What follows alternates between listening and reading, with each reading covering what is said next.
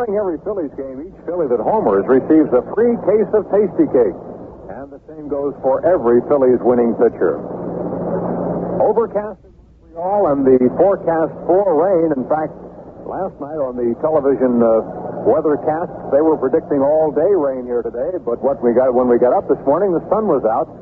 It's gotten cloudy in the meantime, but there has not yet been any rain today. Right now, we've got some dark clouds overhead, but we're definitely going to get the ball game started, and with any luck at all, we'll be able to get through it. Well, we're going to have a live rendition of the national anthem of both the United States and Canada, even though it's been rained on quite a bit in the last couple of weeks.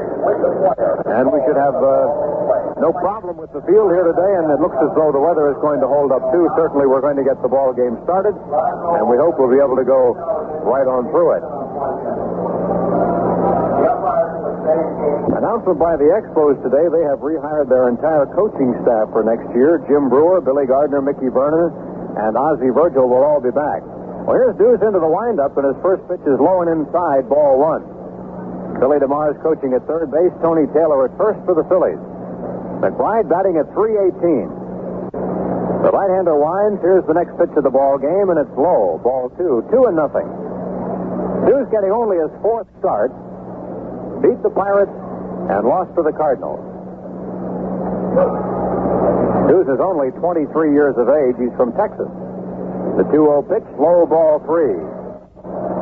Spent this past year with the Quebec Metros of the American Association Eastern Division team, or Eastern League team, I should say. And he was out at the beginning of the year with an injury and wound up with a 6-7 record. He makes another pitch low, and McBride takes a base on ball. Fake walks to start the ball game, and that'll bring up Larry Bowa. Larry batting at .257.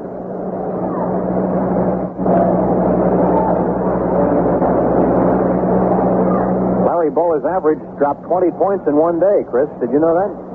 He was batting .277 yesterday, and today he's batting .257.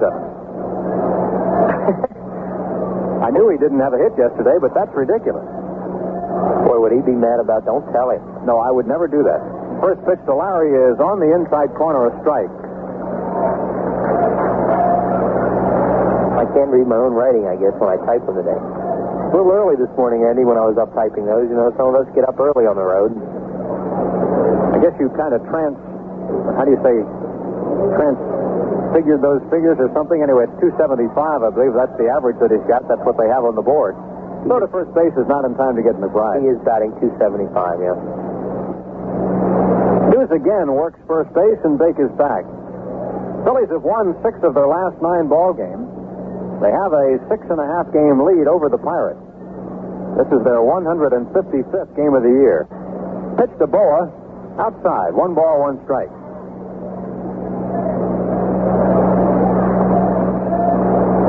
Expos using the same lineup they used yesterday, with the exception of the pitcher, and the Phillies making only the change of the battery.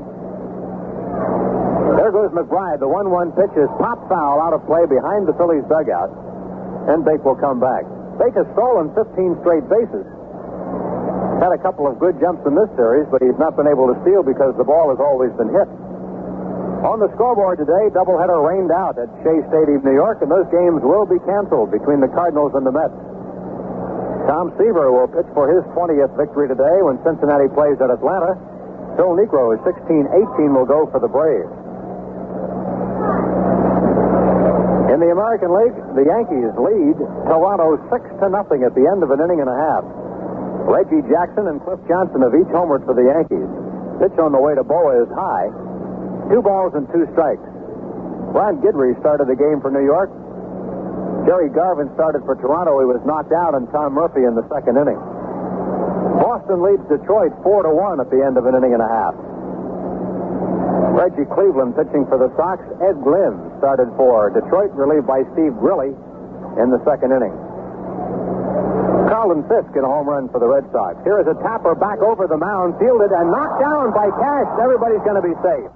Speier was going to field that ball, crossing in front of the bag, but Cash did not know that, and he went after it and knocked the ball away.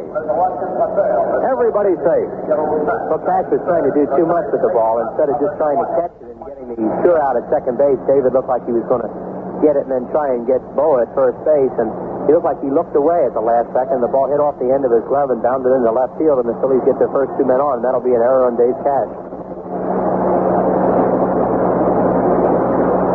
Runners at first and second with nobody out, and Mike Schmidt will hit. Mike carrying a .272 average. Cash charged with the error.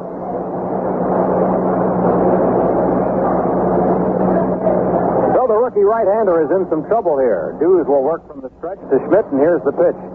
Over at the knees, a strike.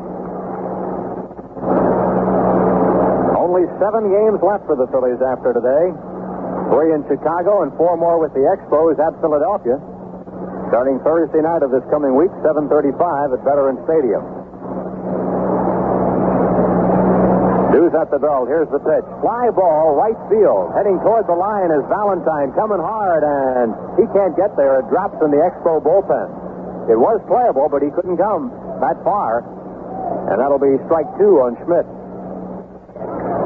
He's a pretty good outfielder, Ellis Valentine, and right now he's really hobbling with that shin injury. He beat a ball off his foot back in Philadelphia in that marathon pointer the Phillies had, and he's been hurting ever since. And I think he's wearing a shin guard on that thing right now, and that really hampers his running out there. He probably would have caught that ball normally.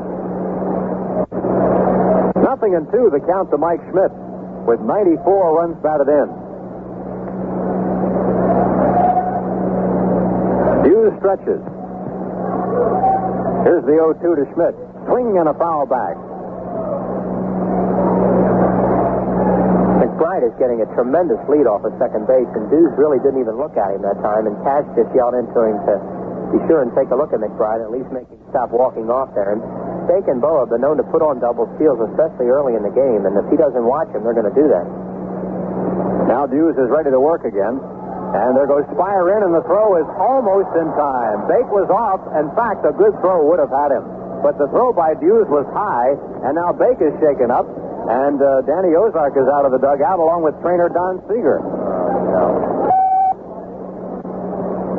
Boy, the Phillies could ill afford an injury to Bake McBride at this point. But Bake, as he went back head first into that bag at second, never got up, and he is still there, stretched out in that prone position. As though the tag hit him on the head. Either that or I hope that's what it was, because I saw him kind of reach for his shoulder a little bit, and he really stretched that left arm out to get back in time. And that's the only way he got back was by stretching his left arm way out to reach the bag, and I hope he didn't strain it. Take it now. The gloved hand of Speier with the ball, and that's the facial injury. You can see Seeger looking up at his nose area. He might have had the helmet on the front of his face. While they're administering to McBride, we'll pause for station. Baseball Network. At 2:31, this is KYW Philadelphia. AccuWeather says dull and dreary this afternoon. Tomorrow with drizzle. Currently, cloudy and 61 degrees on Independence Mall.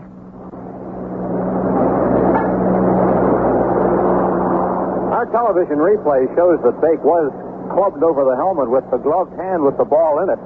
And the helmet pushed down on top of his head, and he suffered some kind of a facial cut. Oh, that's fine.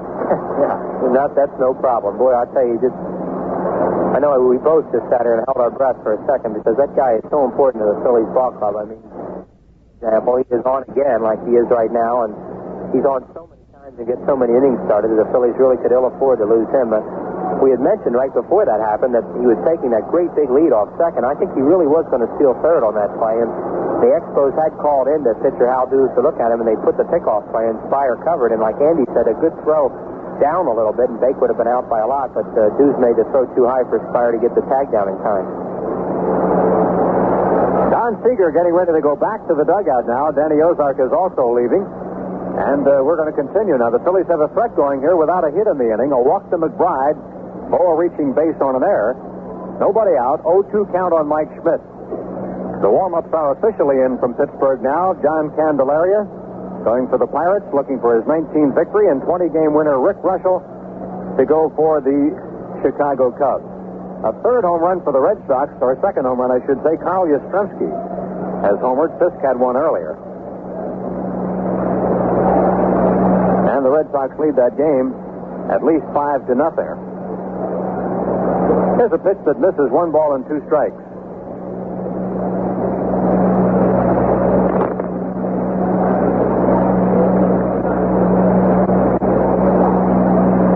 Boston scored, the Red Sox would lead Detroit 5-1 in the third. There go the runners, and here's a ball into center field. A base hit. McBride will score easily.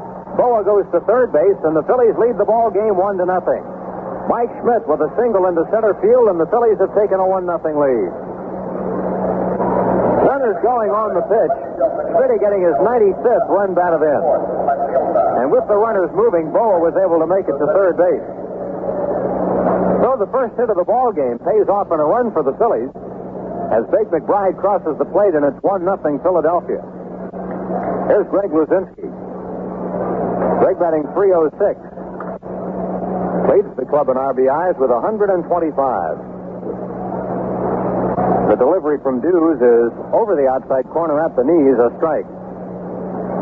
The Expos are not wasting any time getting action in the bullpen. Rookie Larry Landreth is up and throwing. He is a right-hander. Swing and a miss by Luzinski. Dues gets ahead in the count. 0-2. He spells his name D-U-E-S. Hal Dues.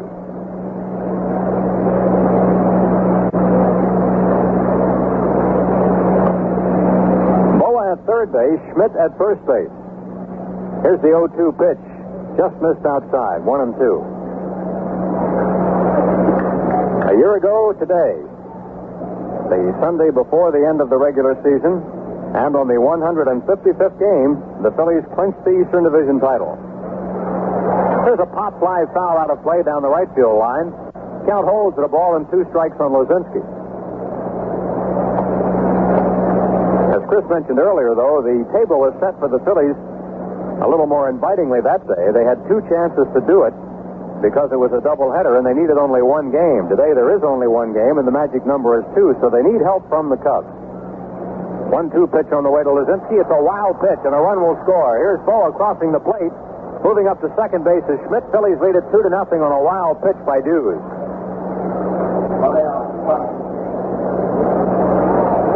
No chance for his catcher, Carter, to handle that one. And the youngster has gotten himself in some trouble here. First, there was an error in the inning by the Expos on a grounder back through the middle hit by Bowa. Mike Schmidt at second base. Still, there's nobody out in the inning. And the Phillies possess a 2-0 lead.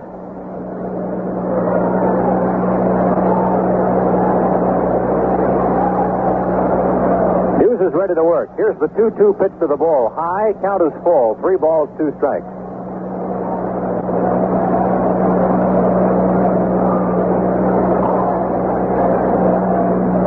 Larry Landreth continuing to throw in the Expo bullpen. Here's the payoff pitch. High, ball 4. Luzinski walks. So Dues issues his second walk of the inning. And manager Dick Williams is coming out of the Expo dugout. We might have a pitching change right here.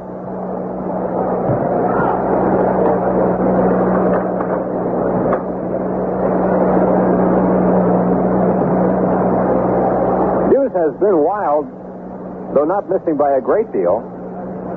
Walked the leadoff batter of the ball game. They're going to leave him in for now. Hughes walked McBride. He scored. Bowa got on in the air. He scored. Schmidt is at second base following his RBI single. And Greg Luzinski on base.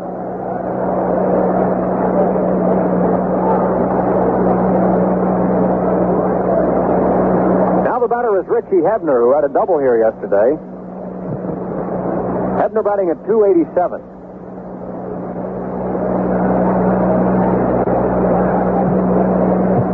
Hughes stretches. Pitch on the way to Hebner. Low, ball 1.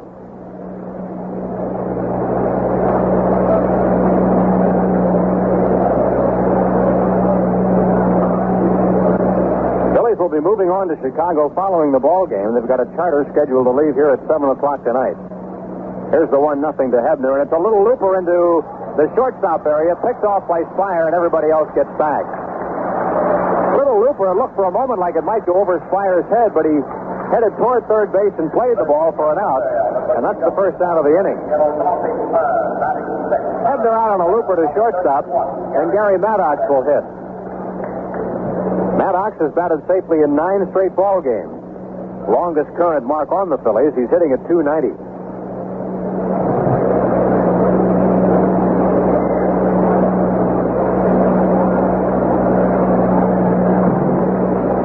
The pitch to Maddox, swing and a miss, strike one. A year ago today, on this corresponding Sunday and in the 155th game, Jim Lonborg beat now teammate Dan Warden by a 4-1 score. Swing and a miss by Maddox. At second base, Schmidt bluffed going to third, then pulled up. I think that bothered Garry Maddox, too, because it seemed like he kind of lost his concentration for a second there when he swung at that ball, because it really looked like Mike was going to go. And a guy on second base really shouldn't do that. He should either go or not go, because that can be very distracting to the hitter. Dues at the belt.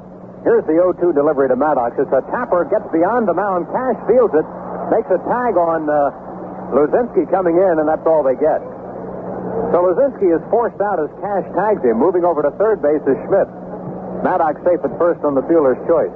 Well, Greg made a good play on that right then. That would have been a double play if he'd have run right into Cash's tag. A lot of base runners will kind of forget where they are in that situation. They'll run right into the tag, and then the second baseman can throw and get the runner at first, but he got himself made Cash come to him and tag him. By that time, Garry had beaten the throw to first, and it keeps the inning alive for Boone. Runners at first and third with 2 down. Boone batting .282. Dues delivery to him is at the knees, a strike called. Boone has homered 11 times, has 60 runs batted in. Phillies off to a quick start today. They lead 2-0. Here's a throw to first base, not in time to get Maddox. If the Phillies win the ball game and the Pirates win their game, of course, the magic number would be 1, and that means the Phillies would have clinched a tie for the Eastern Division title.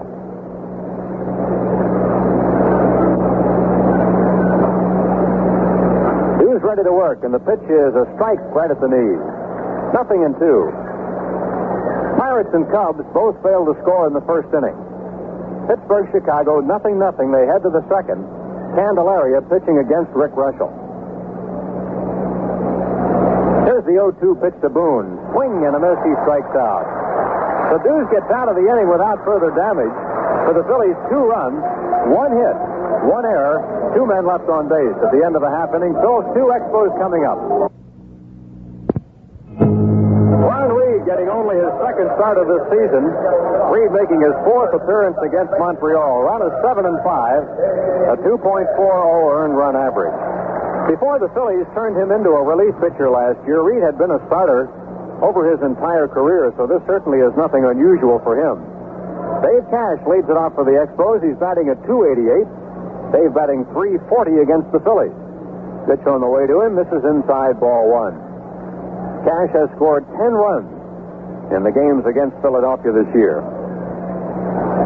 Right-hander winds. Here's the next pitch to Dave, and it's a fly ball to right field. Bake McBride backing off a little bit, and he takes it for the out. Cash flies out to right field. 1 down. Then for the Expos, the batter, Chris Speier. He's hitting at .235.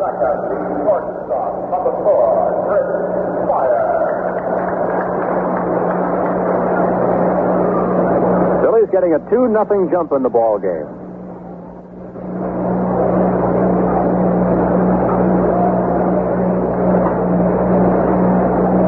Here's the pitch to Speier, and it's shot down the right field line. It's going foul out of play. Yankees 6, Toronto 0 at the end of 3 innings. Reggie Jackson and Cliff Johnson home runs for the Yankees. Ron Guidry pitching for New York today. Jerry Garvin started for Toronto, relieved by Tom Murphy in the 3rd. Pirates have failed to score in the 2nd inning. 0-0 at Chicago. Breaking ball to Speier is up high. 1 ball, 1 strike. In Reed's other start, September 6th at Pittsburgh, he went 6 1/3 innings, giving up 5 hits and 3 runs, including a homer to Oliver. Here's a curveball inside. 2-1. Pirates won that game 5-4 in 11 innings. And Reed has not given up a run since that time. He has gone 11 innings without giving up a run. Low and inside, ball 3. 3-1 to Chris Speier.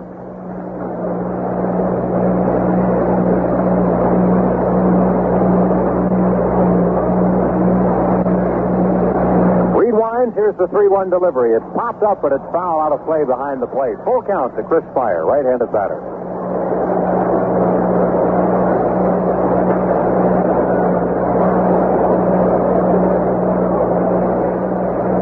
nobody on for the Expos. We're in the first inning, and the Phillies lead this ball game 2-0. Here's the pitch to Speier, and he shoots it toward right field. McBride coming in, and he one-hands that ball for the out. He got a low shoestring shot, and he stayed with it. Nice play by McBride.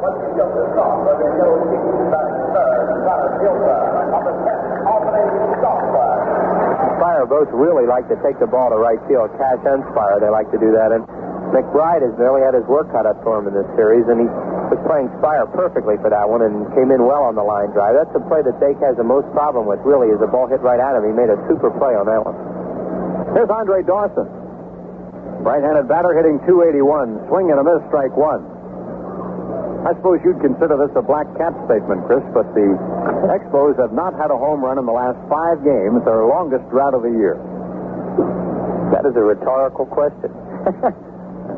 No, you could say that. You're just reporting that. That's true. Now, if this guy hits a home run, it's my fault, right? Here's a slow breaking pitch, and it's over the plate. 0-2, the count on Dawson. I don't get on you about black cat statements. Some fan did, that's all. I understand you have gotten similar responses. I got one from some guy, yeah, and I don't even make them. So that just shows you that they sit out there and hear things that you don't even say sometimes. Kind of hard for me to believe that I could have much effect on what happens down there about a football field away. Swing and a miss. Dawson strikes out on a slider, and Reed has a 1-2-3 first inning. At the end of one, the Phillies lead the Expos 2-0. Ted Sizemore leads off for the Phillies, and he takes low, ball one. Phillies lead the ball game 2-0. Sizemore is hitting at .284. Right-hander Hal Dues winds, and the next pitch is tapped in front of the plate down the third base side. It rolls foul. 1-1 to Sizemore. Gloomy day here in Montreal. We haven't seen very little sunshine since being here, with the exception of early in the day. But as long as it doesn't rain, we'll take it. Suppose if the Phillies and the Expos did get rained out today, the game would actually have to be shifted to Philadelphia.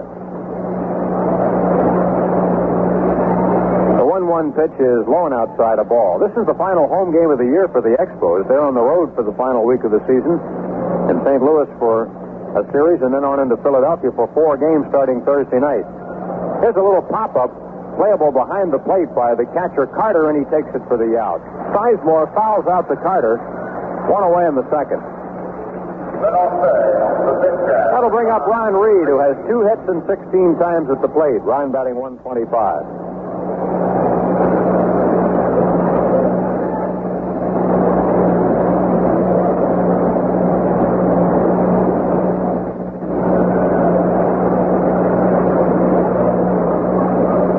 And here's the pitch to Reed. Low, ball one. One of the things that shows you what a good baseball team this is, when you can reach into your bullpen and pull Ron Reed out as a starter. He is a fine pitcher. 1-0 pitch, low, ball two. He's done a great job. We mentioned he's gone 11 innings now without being scored on. Here's Dues' next delivery. Low, ball three. 3 straight low pitches to Reed. He walked McBride to start the ball game, and all 4 pitches were down low out of the strike zone. Tough not to throw Reed a strike as big as he is. The 3-0 pitch, low, ball 4. He kept it down low all 4 pitches, and he walks him, and that's his 3rd walk of the game. Reed getting a warm-up jacket before heading down to first base. 1 on, 1 out for the Phillies, and the Montreal bullpen is going to go back to work again as McBride comes up. Boy, a big Slinky's got a nice 6'8" strike zone, or 6'7" strike zone to throw there. And as Andy said, Hal Dues wasn't even close. Those balls are really low, and you got to work hard to walk around Reed on 4 pitches. So here's McBride. He also walked to start the ball game and scored one of the 2 Phillies runs. The Pirate Cub game is scoreless in the last of the second inning. John Candelaria for Pittsburgh. He's 18-5. Rick Russell pitching for Chicago. To McBride is over at the knees, a strike.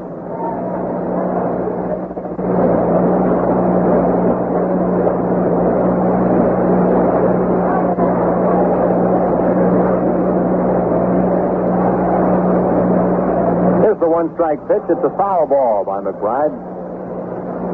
Funny, Dues has walked 3 batters, as we mentioned, but he's also been getting ahead in the count. I know that sounds contradictory, but it's true. He's been ahead of a lot of different batters.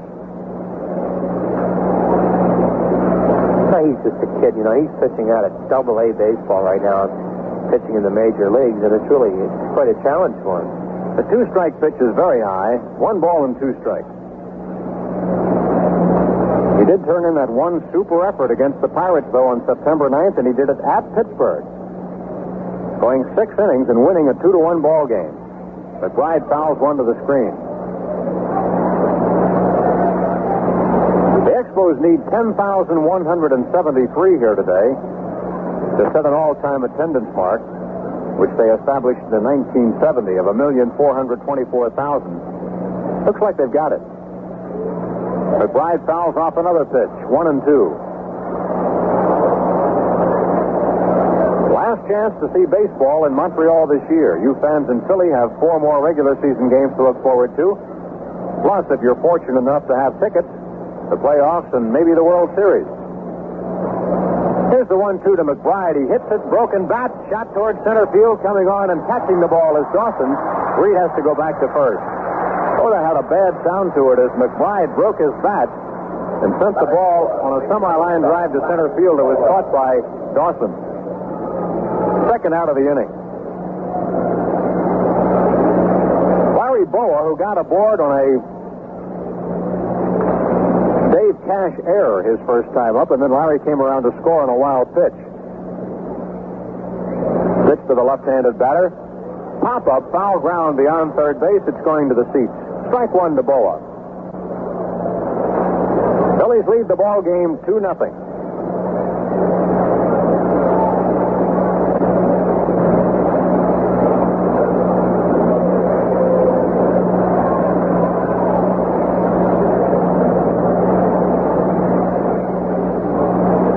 Hughes is ready to work. Here's the 1-strike pitch to Bowa, high. Parrish, the third baseman, way in on the turf, up ahead of the bag at third base. Everybody else playing at normal depth. 1 ball, 1 strike on Bowa. Pitch to Larry, bounces up there, and Carter makes a good stop. 2-1. Tomorrow at Chicago, Jim Lonborg will pitch for the Phillies, and Ray Burris for the Cubs. We'll be on the air at 2:25 tomorrow afternoon with that one. The 2-1 pitch, line drive center field, but it's holding up, and it's caught by Dawson. Ball lines out to center field. He hit it hard, but right to Dawson. Second inning Phillies, no runs, no hits, 1 man left. At the end of an inning and a half, 2-0 Phillies. You really care about your home, so you'll want to use the very best next time you paint. That means you'll want to use MAB Seashore House Paint for all your outside painting needs. People trust MAB Seashore House Paint because it's test-proven under the toughest weather conditions to keep your home looking fresh and beautiful for years. It goes on easily to save you time. For quality protection everywhere, near the ocean or in the city, trust your home to MAB and the more than 300 MAB paint stores, dealers, and Rich Lux Home Centers. Notice anything different about your car lately? Like maybe it's not running real well? Could be those old spark plugs.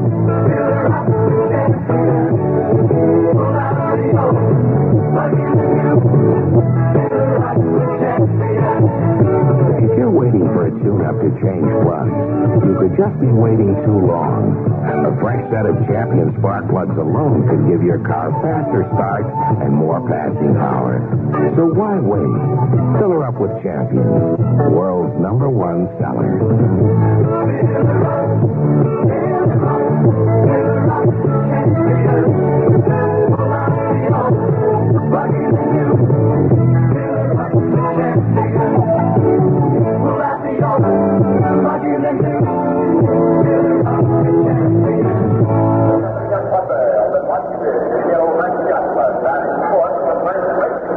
Montreal's second inning begins with Tony Perez, the cleanup batter in the Expo lineup, hitting a .292.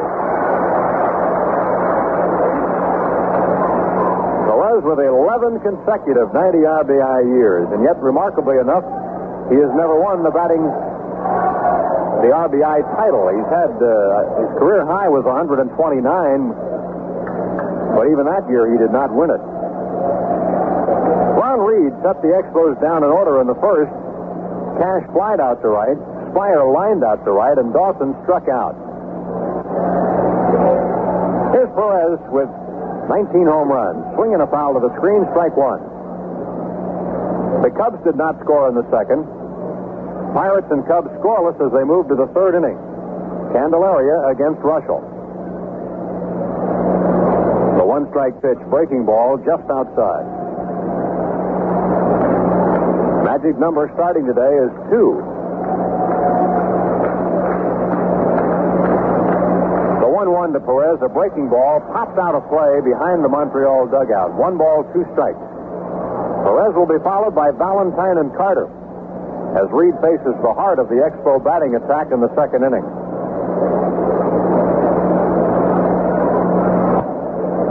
Right-hander into his windup, and the 1-2 pitch is a ground ball toward third base. Schmidt gets a short hop, makes a fine throw, and he's out.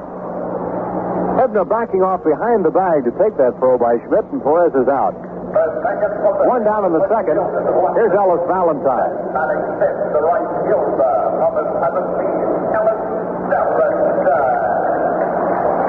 Valentine batting at an even 300. Valentine wants desperately to bat 300 this year. Sits out a lot of games these days because of that ankle injury that we were talking about. Valentine was 1 for 4, a double in yesterday's game. Did not play Friday night. A curveball is ripped to left field. Greg Luzinski has a beat on it, though, and he takes it for out number 2. Let's pause for station identification, the Phillies Baseball Network. At 2:58, this is KYW Philadelphia. AccuWeather says dull and dreary this afternoon, right through tomorrow, with drizzle and perhaps a period or two of rain. Right now, 61 and cloudy on Independence Mall. 2 down, nobody on for the Expos in the second. Here's Gary Carter. Carter and Johnny Bench are tied for the National League lead in homers by a catcher this year. They each have 29. One of Carter's came at Ron Reed's expense. Pitch on the way to Carter. Swing and a miss, strike 1.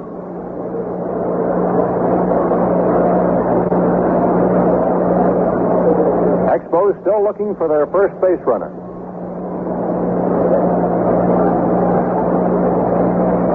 One strike pitch on the way, and it's on the outside corner, a strike.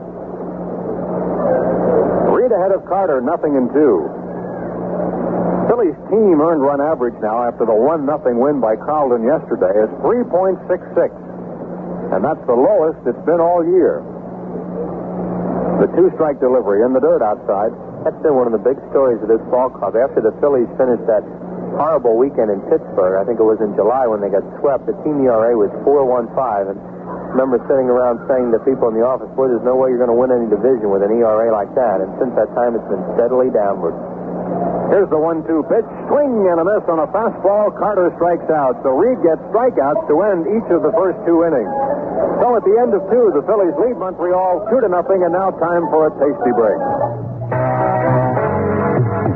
Tasty cake is a day in spring, a brand new love or golden ring. Tasty cake is a morning sun, it's all the good things wrapped up in one. Tasty cake is a big tasty, a song that sings for you and me. Tasty cake is a world of fun, it's all the good things wrapped up in one. Ball or strike, fair or foul, safe or out. Every time an umpire calls a play, he puts his good name on the line. Tasty Cake understands, because we put our good name on the line with every family pack of Tasty Cake chocolate, peanut butter, or brand new mint candy cakes we bake. Tasty Cake really lives up to its good name because it's fresh baked with only the best ingredients. That's what makes candy cakes one of the most richest, most chocolatey treats you'll ever taste. Tasty Cake, our good name says it all. Tasty Cake is a world of fun, all the good things wrapped up in one. The final games of the 77 regular season will feature a 4-game series between the Phillies and the Montreal Expos starting on Thursday night of this week at 7:35. They'll play again Friday night at 8:05. Saturday, October 1st, when the ball game starts at 7:35, it'll be Fan Appreciation Night. Lots of fun and prizes. And then a week from today, Sunday, October 2nd, the Expos in the final game of the regular season at 1:35. Banner Day, your chance to display your originality. Lots of tickets still remain for all 4 of these games. We recommend you get yours right away. Well, the Pirates have not scored in the 3rd inning now, so Russell has shut them out for a third of a ball game, but the Cubs have not yet scored either off John Candelaria, so it's 0-0 at the end of 2.5 innings. Mike Schmidt will start the Phillies' 3rd inning. Mike has the only hit for the Phillies so far, and it drove in a run. Here's a strike called. Schmidt checked his swing, but it was over for a strike. Mike picking up his 95th run batted in. Schmidt, Luzinski, and Hebner will bat here in the 3rd inning against rookie right-hander Hal Dues.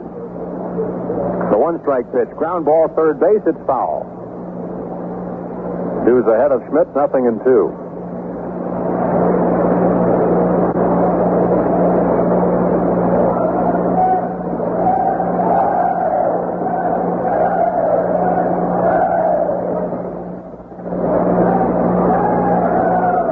Here's the windup of the 0-2 pitch. Schmidt sends a ground ball to Parrish at 3rd. He gets it in the stomach, throws across in time for the out.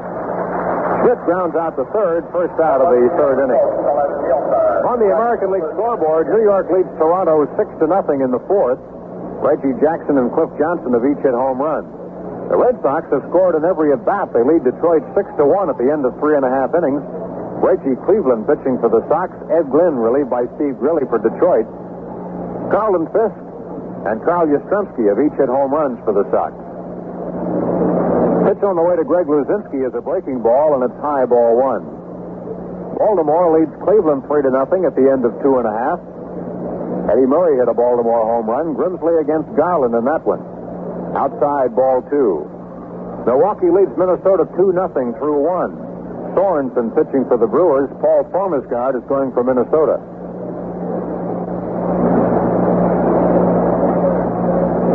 The 2-0 pitch to Luzinski. Outside, ball 3. Dues either gets ahead of him 0-2 or he falls behind 3-0. There's been very little middle ground so far. He's walked 3 batters. 3-0 pitch to Luzinski is low, ball 4, and Greg is aboard for the 2nd straight time, both on walks.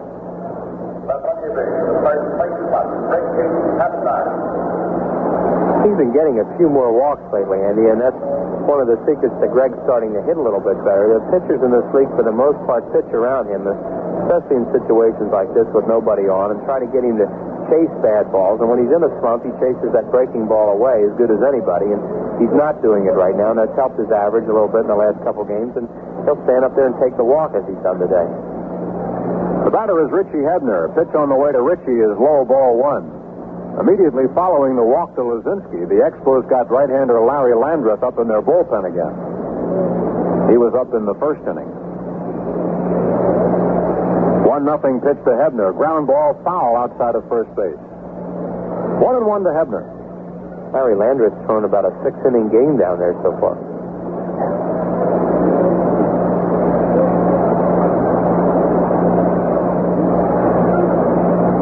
We mentioned Tom Seaver is pitching for his 20th win today, and the scheduled probable starter for the Dodgers, though it hasn't been posted yet, is Tommy John, and he'd be going for 20 as well. Low to Hebner, a count of 2-1.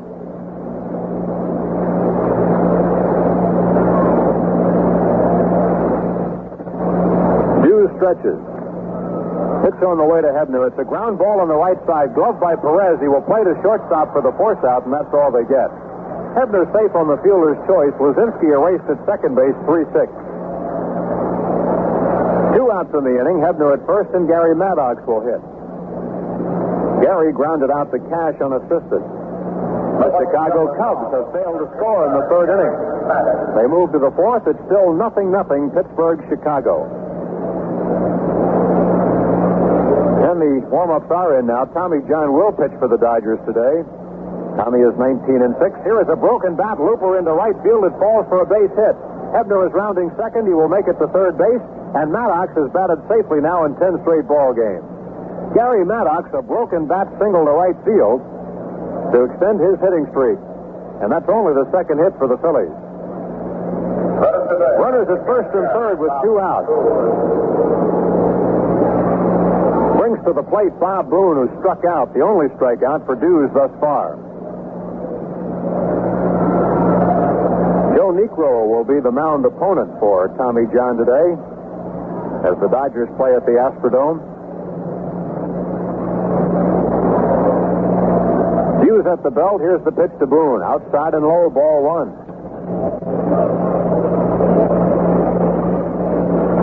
The Phillies have had 2 hits, 4 walks, and 1 batter reached base on an error. There has also been a wild pitch. Throw to first base. Maddox is back. Phillies lead the ball game 2-0 in the 3rd inning. A 1-0 pitch to Boone. Low, ball 2.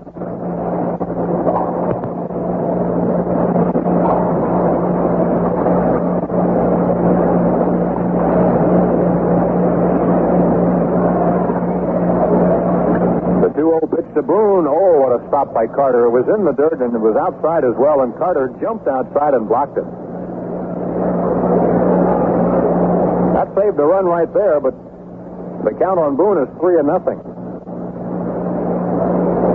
Boone walks. The bases will be loaded for Sizemore. Pitch on the way to Bob. Swing, and it's off the glove of Parrish at third base. Everybody will be safe and a run scores.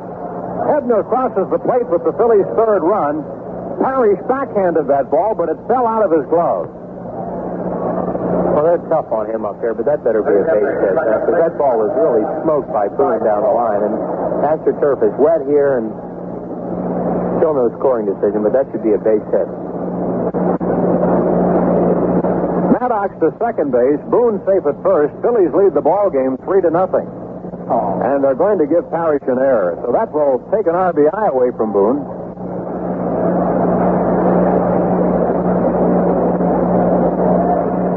Here's Sizemore at the plate. Hughes stretches and the pitch to Sizemore. A little looper toward short, caught by Speier, and the inning is over. But the Phillies get a run here in the 3rd on 1 hit, 1 Montreal error, and 2 men left on base. At the end of 2.5, the Phillies lead it 3-0. Take me out to the Phillies game. Take me out to the vet. Buy me some hot dogs.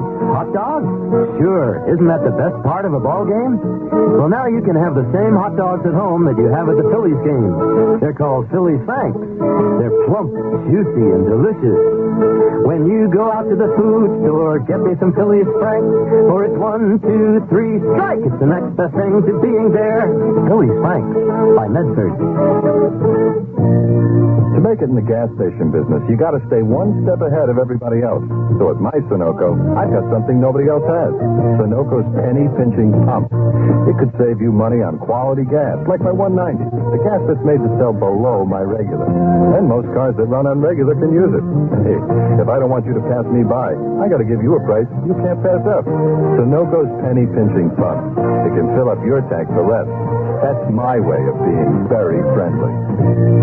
Did you know that if you're using gas with higher octane than your engine needs, you're literally wasting your money? That's why Sunoco has the penny pinching pump with 190 and 220. Both are quality gasoline. My 190 could save you money if your car runs on regular, and my 220 could save you money if your car runs on premium. Saving you money on quality gas is my way of being very friendly. Sunoco's penny pinching pump. It can fill up your tank for less. Callis will be hosting a hadn't-traveled trip to the French island of Guadeloupe in the Caribbean at the peak of this winter season. $359 complete, including February 5th departure on a round-trip jet flight from Philadelphia, 7 nights at a first-class beachfront hotel. Transfers, baggage handling, gratuities, and taxes. Forget shoveling snow this February. Join Harry in Guadeloupe on February 5th. Bill Weber hosts the same trip on February 26th. For a free brochure in Pennsylvania, call Walnut 36663. In New Jersey, 795-5550, or write to Haddon Travel at Post Office Box 5550, Cherry Hill, New Jersey. Cromartie leads off for the Expos. Here's a line drive base hit to center field. Cromartie strokes it to center, and the Expos have their first hit and their first base runner of the ball game.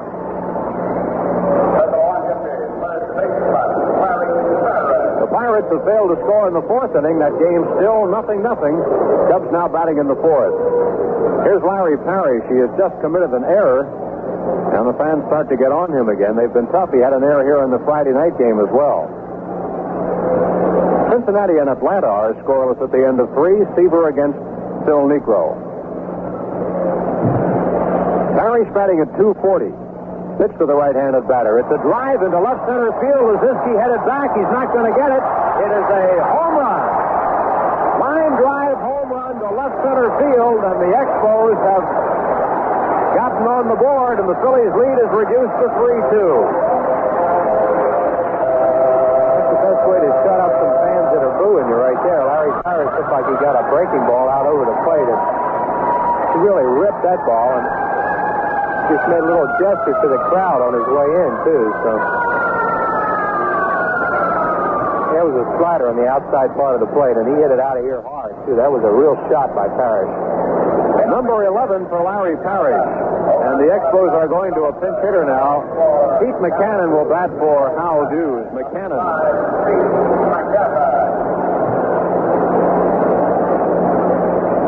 a right-handed batter. He's hitting at 218. Swings and fouls it off, strike one.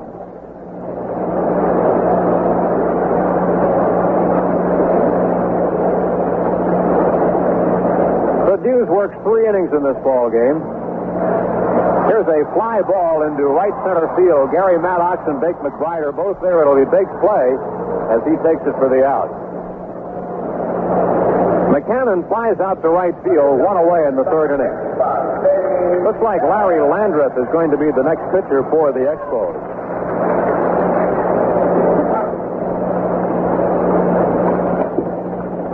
Dave Cash will bat.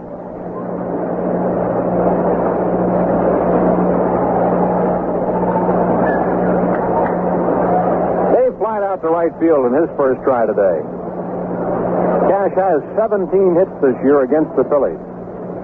The pitch to him is on the outside corner, strike one. Phillies lead the ball game 3-2. The home run by Parrish, their first home run in the last 6 ball games. Here's a grounder back through the middle. Larry Bowa gets it behind second and guns him out. It was a low throw, but a good catch by Hebner, and Cash grounds out for the second out of the inning.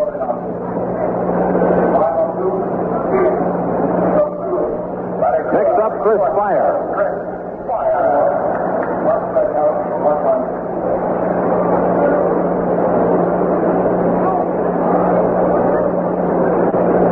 Speier lined out to right fielder McBride in his first at bat. Reed winds, and here's the pitch to Speier. Swing and a foul straight back, strike one. Well, the Pirates-Chicago game is moving a little faster than our game here. They're in the last of the 4th inning right now. And here we are in the last of the 3rd, even though these 2 ball games started at the same time. But that one is scoreless. Slow breaking curve misses. 1 ball, 1 strike. Cubs batting last of the 4th, 0-0. Here it's 3-2 Phillies. Expos batting in the 3rd. Speier takes inside, 2 balls and a strike. Ron Reed starting for only the 2nd time this year. Here's his 2-1 delivery. And it's low a ball, 3-1.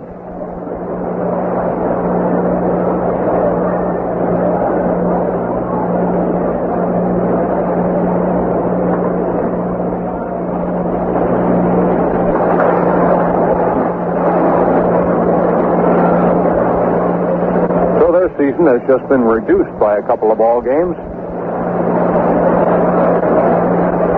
Reed winds. Again, the full count pitch. Little ball tapped toward third base. Going to be tough for Schmidt. He bare hands. He throws. Out. What a great play by Schmidt. He got it over to first just in time, and Speier is out. The Expos get a pair of runs in the 3rd on the homer by Parrish. 2 hits, nobody left on base. Harry Callis will join you for play-by-play in a moment. At the end of 3, the Phillies lead it 3-2. You want it, we've got it.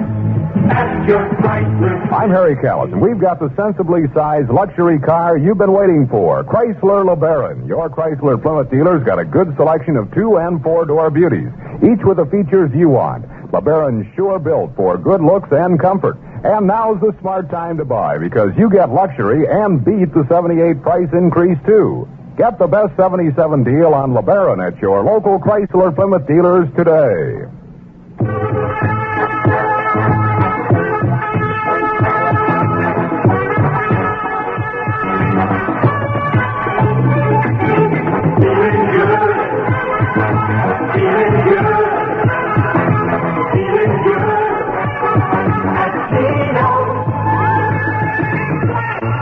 going to be feeling good when you jump into one of Geno's sirloiners.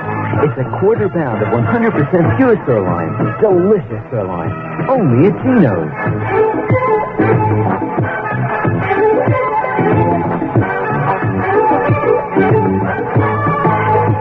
Take your appetite to Geno's and treat it to a juicy, delicious 100% sirloiner.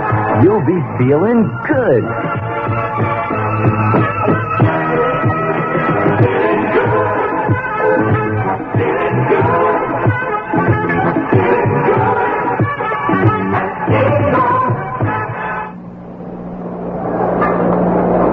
New pitcher for Montreal is Larry Landreth. Landreth at Denver this year, won 10, lost 10. He had an earned run mark of 4.15. Ron Reed will be the first one to face him. He walked his first time up.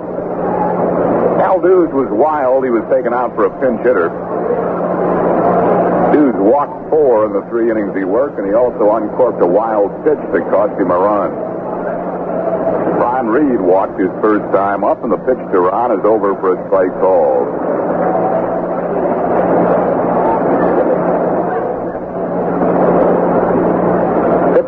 Ground ball shortstop. Chris Speier has it. His throw, and Ron Reed is out. One down in the fourth. Phillies leading by a score of 3-2. Landreth pitched Denver's division title clinching victory, a 4-hit shutout of Wichita this year. Led the Denver staff in wins, innings pitched, strikeouts 134, complete games, and shutouts. Here's Bake McBride. He has walked and scored a run and flied out to center field.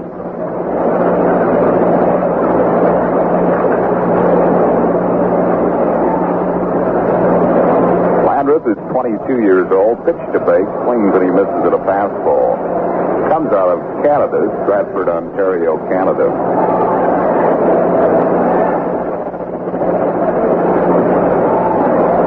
There's the one-strike pitch. A fastball is high, and it's 1-1. They're in the bottom of the fourth now at Wrigley Field, Chicago. Still 0-0. John Candelaria and Rick Russell. 1-1 pitch to Bake. Swing and a looper into shallow left. Cromartie there, though, and makes the catch. Bake McBride is out. That's 2 down. And it'll bring up Larry Bowa. Bowa was safe on an error on Dave Cash's first time up and lined out to center in his second at bat. Cubs have failed in the fourth. They move on to the fifth at Wrigley. Still 0-0. I figured that would be a pretty good game with Rick Russell going against John Candelaria. And a quick game, too, as evidenced by the way it's moving along. 4 innings already.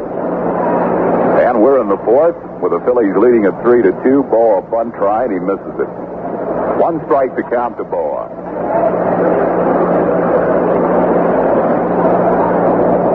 Expos will set an all-time attendance record here this afternoon, eclipsing their mark, 1970.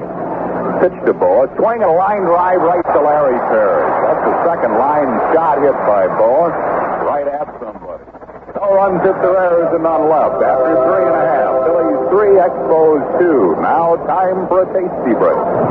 There are some things in life that just keep getting better, like the way those fabulous Phillies keep coming on, and the way Tasty Cake keeps on coming with all that scrumptious cake, like Tasty Cake Crimpets.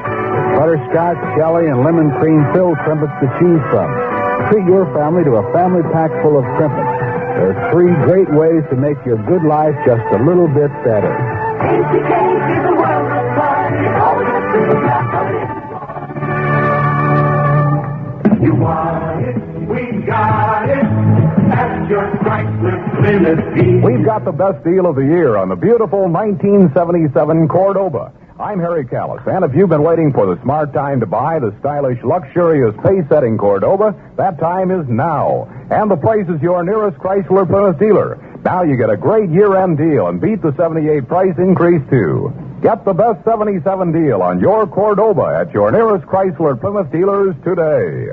My grandfather used to tell me what Philadelphia was like back in 1869, the year he started brewing Ortlieb's. The whole world was coming here, hard-working, beer-loving people.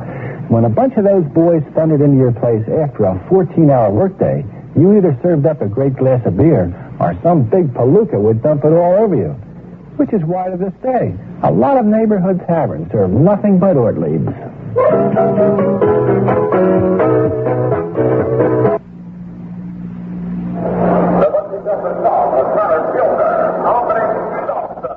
Andre Dawson will lead off for the Expos here in the fourth. He struck out his first time up. Phillies leading by a run, 3-2.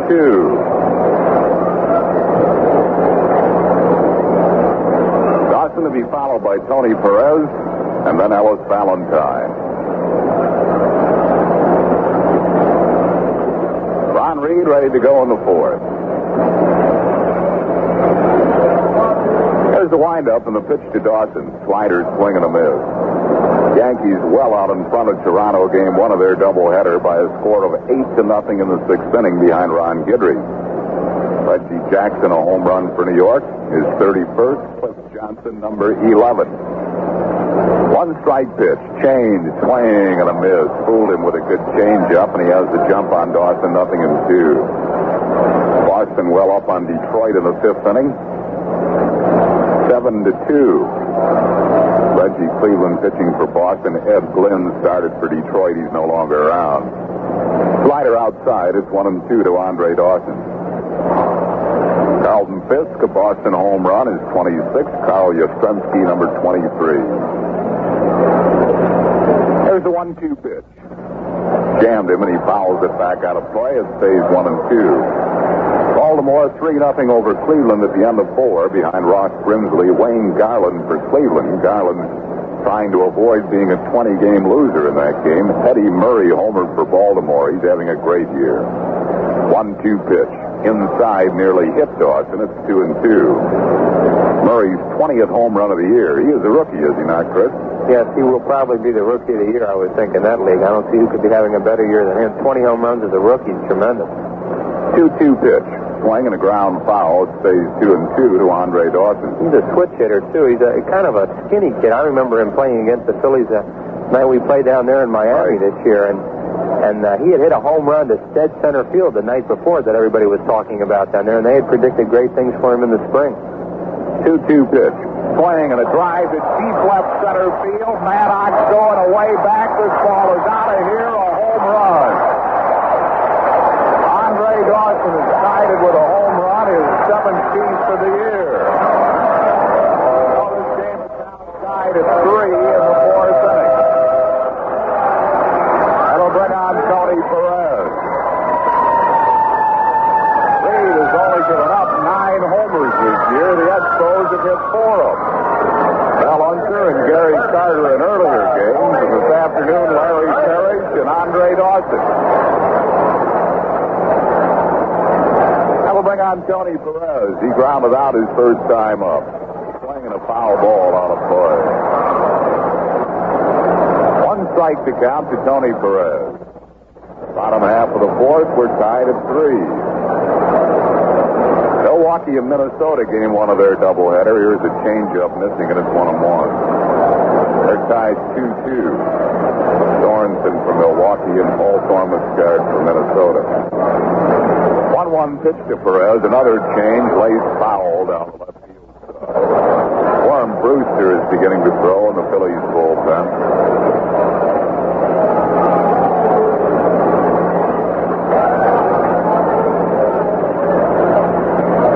1-2 pitch. Swing and a foul back over the screen. It stays 1-2 to Tony Perez. Mets and the Cardinals have their doubleheader washed out because of rain at Shea. 1-2 pitch. Slider just missed a little bit low, and it's 2-2. Cincinnati nothing, Atlanta nothing at the end of 3. Tom Seaver going for number 20 on the year, opposed by Phil Niekro. 2-2 pitch. Swing and a miss. Struck him out with a change-up curveball. Perez goes down swinging. 3rd strikeout for Reed. That's 1 down here in the 4th. And it'll bring up Ellis Valentine. Valentine flied out to left field his first time up. Tommy John is also going for his 20th win of the year at Houston. And he's facing the other Negro, Joe Negro, for the Houston Astros. Here's the pitch to Valentine. Bouncing ball in the hole. Throw a deep, short, long throw. In time, a great play by Larry Bowa. Dick Williams is going to come out of the dugout and argue. He's not going to argue that the ball beat him. He's going to argue that Hebner was off the bag. The ball got by Schmidt. It looked like there was no prayer. But Larry Bowa, a great throw from the hole and 2 down. Well, there's an expression that they say the first baseman cheats on a play sometime, and what that means is he'll come off the bag a little bit early before the throw gets there and try and fool the umpire, and Phillies might have gotten away with one right then. It looked like Hebner came off a little early and that the throw even might have been a little bit late, and the Phillies really did get away from that one. But it was a tremendous play by Bowa to make it that close and to eventually get the out. Williams coming back to the dugout. He's had his say to first base umpire Ed Fargo. Williams has done an outstanding job as manager of the Montreal Expos. He has been rehired along with all of his coaches. Now, looking at the replay, we have a monitor here. It did very much appear that Richie Hebner was off the bag. 2 outs. Here's Gary Carter. He takes one outside for a ball. Paul Owens told Richie earlier in the year to save his cheats for situations where it means something, kind of like that, where it's really close. He was doing it too much, and it worked then. There's a foul ball on a pitch inside. Carter was leaning away from it. The ball hit his bat and foul. And the count is 1-1 to Gary Carter, who struck out his first time up. The really good first basemen in this team have been good at that. I remember Orlando Cepeda and Joe Adcock and people like that. The crowd would always yell that they were coming off the bag too soon, and they were right, but they were good at it. Here's the 1-1 pitch. Slider missing high. It's 2-1 to Carter. 3-3 ball game. We're in the bottom half of the 4th inning. Here's the pitch. Breaking ball is over. It's 2-2. Phillies getting their 3 runs for the most part on walks and wild pitches and misplays by Montreal. The Expos getting theirs on the long ball. A 2-run homer by Parrish. A solo shot by Dawson. 2-2 pitch. Slider missing outside. It's 3-2 to Gary Carter.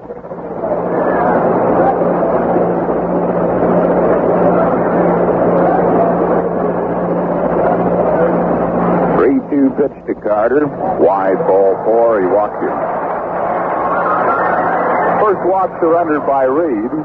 That'll bring on Warren Cromartie, and let's pause for station identification on the Phil's Baseball Network. This is KYW, Philadelphia. At Independence Mall, skies are cloudy, and the temperature is 60 degrees. At the airport, it's 61. KYW News Time, 3:30. Warren Cromartie singled his first time up, scored a run. Pitch to Cromartie is outside for a ball. 4 more games after this one that Cromartie plays, and he'll be the number 2 all-time list for most games played by a rookie. This is the 154th game that he has played. Foul back out of play. Just about everybody around the league considers Dawson slightly ahead of Cromartie for Rookie of the Year. Andre a little more punch, 17 homers. The Crows 5. Throw to first base. Carter gets back. And Dawson certainly a better outfielder than Cromartie. Cromartie is not known as a very good defensive player. 1-1 pitch. Change. Grounded in the hole. A base hit to right field. Carter on his way to third base. And the Expos have runners at first and third, 2 outs. Cromartie's second hit of the afternoon. It'll bring up Larry Parrish, who hit a 2-run home run his first time up. Jackie Brown quickly getting up in the Expos bullpen. Parrish reaches base. Dick Williams will probably hit for Landry.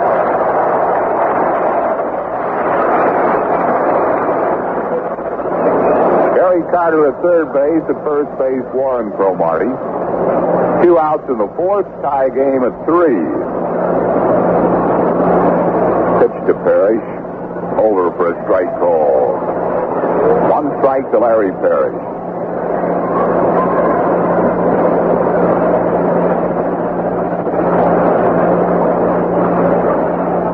strike pitch to him. A wild pitch gets away from Boone. Carter comes in to score. Cromartie up to second base. Well, the Expos have taken a 4-3 lead. Reed uncorks the wild pitch.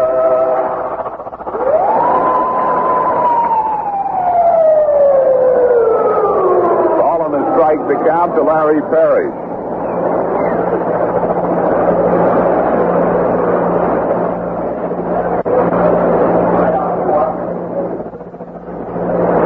At second base, 2 outs. Pitch on the way. Swing and a pop foul down the third base side. Mike Schmidt in foul ground has room, puts it away. And the Expos are retired, but the wild pitch cost Ron Reed the lead. Montreal getting 2 runs in the inning. 2 hits, no errors. 1 left. After 4, Expos 4, Phillies 3. What goes between innings, between meals, and between friends? Delicious ice-cold Coca-Cola. You can always count on Coke to give you just what your thirst is looking for. Cold, satisfying, taste-pleasing refreshment. Coke adds life to your enjoyment of Philadelphia Phillies baseball games. And to just about everything that makes your living nice. Like a game-time snack or a full-course meal. Remind somebody to bring home cartons of Coca-Cola every week. Did you realize it's now possible to live in a more expensive neighborhood without having to move? So if you're thinking of fixing up the old house instead of moving to a new one, Girard Bank can fix you up with a home improvement loan. You see, Girard thinks home improvements are a wise investment, and they have money to lend for just about any idea you have in mind. New roof, adding on a room, remodeling, and of course insulation. So before you fix up your home, let Girard Bank fix you up with a loan. Apply at any Girard Bank office.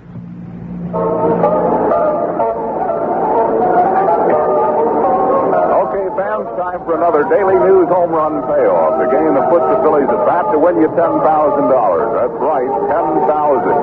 Because the Daily News has extended the big double payoff. If your name is called in the Philly homers this inning, you'll win $2,000 or $10,000 if it's a grand slam. If no homers hit, you still win 4 tickets to a Phillies game next season. But you've got to play to win. To put yourself in the ball game, use the entry coupon appearing every day in the Daily News. Enter now while you can still win up to $10,000. Mike Schmidt leading off, batting for $2,000 for Dave Leary of Elkins Park, Pennsylvania. Schmidt has singled to drive in a run and has grounded out. Phillies have but 2 hits so far in the ball game, but Hal Dues was wild, and the Phillies trail 4-3. Pitch to Schmidt for a ball. Larry Landreth in his second inning in relief of Hal Dues. 1-0 to count to Schmidt. 1-0 pitch to him. Swing and a line drive, hit to left field. Cromartie over to cut it off. Schmidt will hold on at first with a line single. That's Mike's second hit of the ball game. The Phillies' third. And Dave Leary of Elkins Park, Pennsylvania, you'll get 4 reserve seat tickets to a Phillies game next season. That'll bring on Greg Luzinski, and he'll be swinging for $2,000 for Lucy Law of Lansdale, Pennsylvania. Schmidt at first base and nobody out. Luzinski has been up twice. Twice he has walked. Lou Pinella's hit a New York Yankee home run. Cliff Johnson has hit another one for the Yankees, both coming in the 7th. New York now leading Toronto 11-0. Bottom half of the 7th, game 1 of their doubleheader. Landreth pitch to the ball. Ground ball, base hit left field. Mike Schmidt will hold on at second base.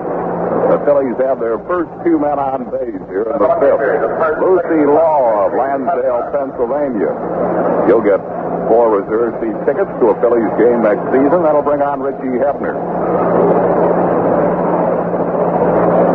Hebner will be swinging for $2,000 for Mrs. Rita Cunningham of Philadelphia.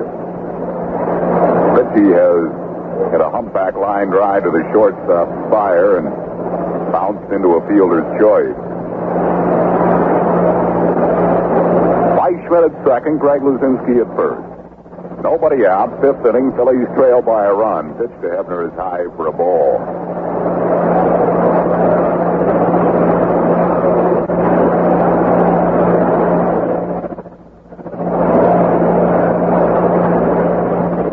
Landreth has his sign. Here's the stretch.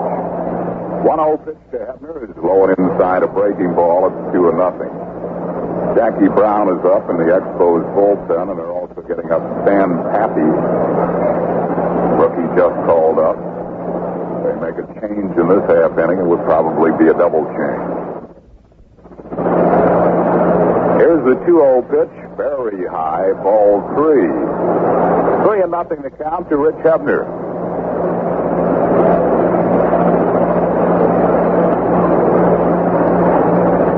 Mike Schmidt at second base. Greg Luzinski at first base. Nobody out. Hebner swinging for $2,000 for Mrs. Rita Cunningham of Philadelphia in our Daily News home run payoff. Schmidt dancing off second base, and Landreth steps off the rubber.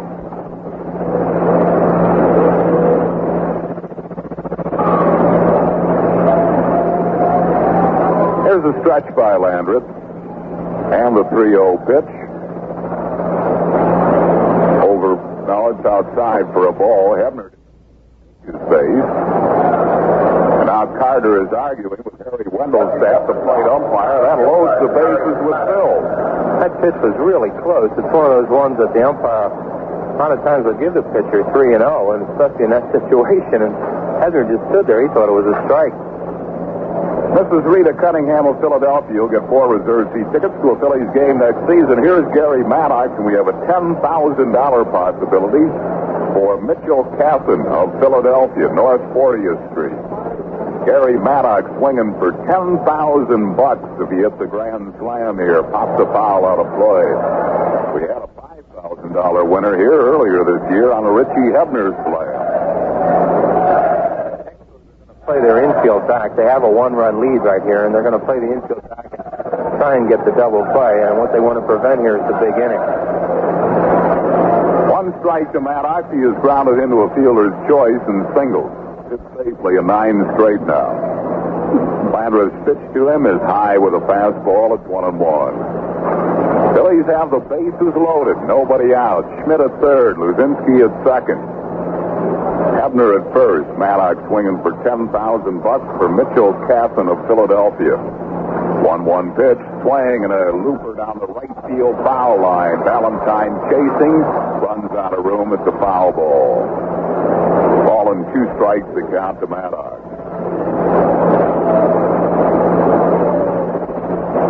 Phillies trail here 4-3. We're in the 5th inning.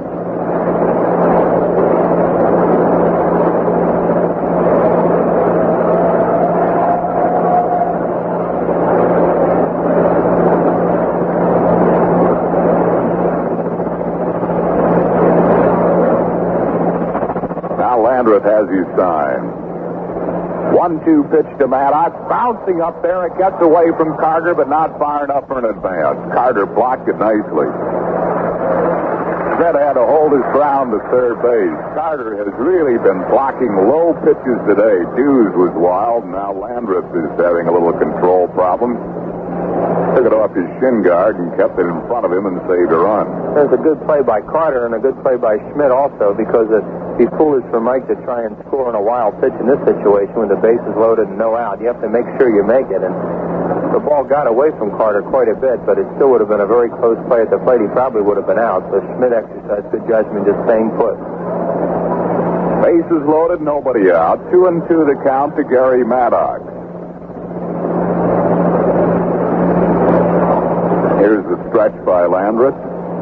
The 2-2 pitch. Swing and a pop foul behind the screen. Out of play, stays 2-2. Maddox in our Daily News home run payoff inning, swinging for $10,000 for Mitchell Casson of Philadelphia.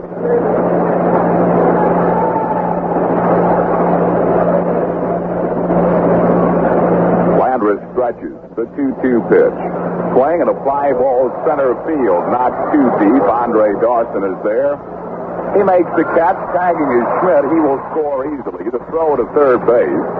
And the Phillies have tied it at 4. Give Maddox a sacrifice fly and a run batted in. So it's 4-4 in the 5th inning. Luzinski at second base. Hebner at first base. 1 out. It'll bring on Bob Boone. Mitchell Casson of Philadelphia. You'll get 4 reserve seat tickets to a Phillies game next season. He's swinging for $2,000 now for A.R. Lipset of Brooklawn, New Jersey. Greg Luzinski at second base. At first base, Richie Hebner, 1 out. Score tied at 4. Here's the pitch to Boone, high and inside for a ball.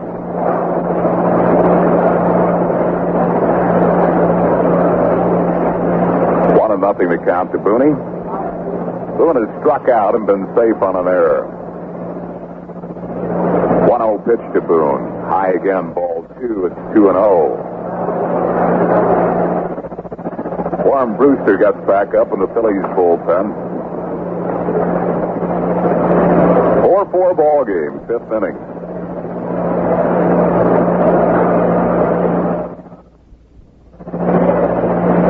Here's the 2-0 pitch. In the dirt, ball 3-0 to count to Boone. Boone had a light 3-0 his last time up and hit a shot back toward Parrish. Parrish let it get through him, though, for an error. And we'll see if he again has a 3-0 light. Greg Luzinski at second base. Richie Hebner at first base. 1 out.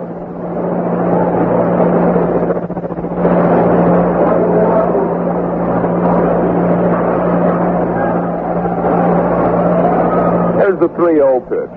Taking all the way. It's over for a strike called. 3-1 the count to Boone.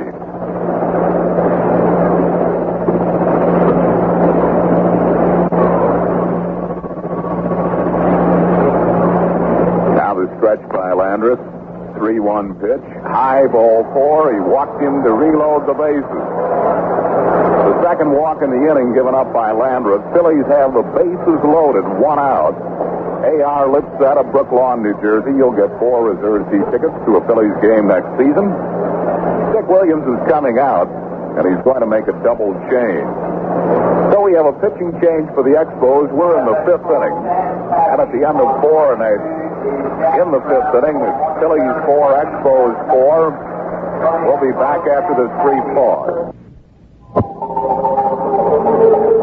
Double change made by Dick Williams. Sam Taffy coming into play third base. He will bat on the number 9 spot, and the new pitcher, Jackie Brown. Phillies have the bases loaded to run in. Score tied at 4. 1 out. We're in the 5th. Pittsburgh Pirates have just scored 2 runs at Wrigley Field in Chicago. The Buccos lead the Cubs 2-0. They're now in the bottom half of the 6th.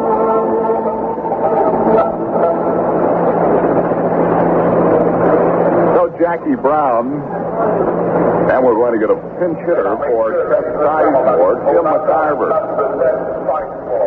Tim McIver batting for Sizemore, and Tim has a $10,000 possibility here in our Daily News Home Run Payoff, batting for Joe and Lee.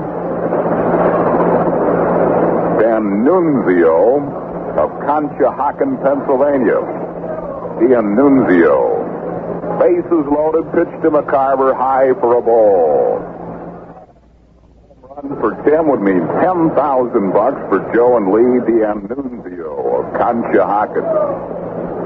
We did have a $10,000 winner here. Earlier I said $5,000. It was a $10,000 winner here at Olympic Stadium. On Richie Hebner's Grand Slam earlier this year, won $10,000 for Richard Walker. Pitch to Tim is fouled back. 1-1 the count to McIver. Luzinski at third, Hebner at second. Boone at first, 1 out. 4-4 ball game, 5th inning.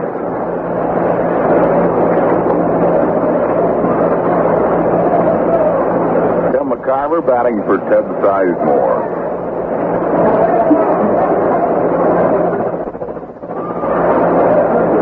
Here's Brown's 1-1 pitch. High for a ball. It's 2-1. McIver on the year is hitting at .317 as a pinch hitter. Timmy batting at .212, but that doesn't count. The 13 times he has walked. One pinch home run. The 2-1 pitch. High ball, 3-1 the count to Tim McIver. Jay Johnstone waiting on deck. He will bat for Ron Reed. Jackie Brown's a breaking ball pitcher. He features a big curveball, and McIver will be looking fastball for sure in this spot. 3-1 bases loaded, looking for something he can drive. 3-1 pitch. He got a fastball. Fly ball left field. Warren Cromartie is there. Makes the catch. Luzinski tags. He's going to try it. Cromartie's throw offline. Throw to second base. Boone is safe there on a close play. So the Phillies lead it by a score of 5-4. Give McIver a sacrifice fly and a run batted in. Luzinski coming on to score, challenging Cromartie's arm. Made a fairly strong play, but it was down the first base side. And the Phillies are out in front again, 5-4. Gives Tim McIver a sacrifice fly and a run batted in. Hebner moving up to third, Boone to second. With 2 outs, Davey Johnson is coming out to pinch hit. Jay Johnstone, Davey Johnson. Davey Johnson batting for Ron Reed. Joe and Lee, T.M. Nunzio of Conshohocken. You'll get 4 reserve seat tickets to a Phillies game next season. Davey Johnson will be swinging for $2,000 for Kim McGarvey of Devon, Pennsylvania.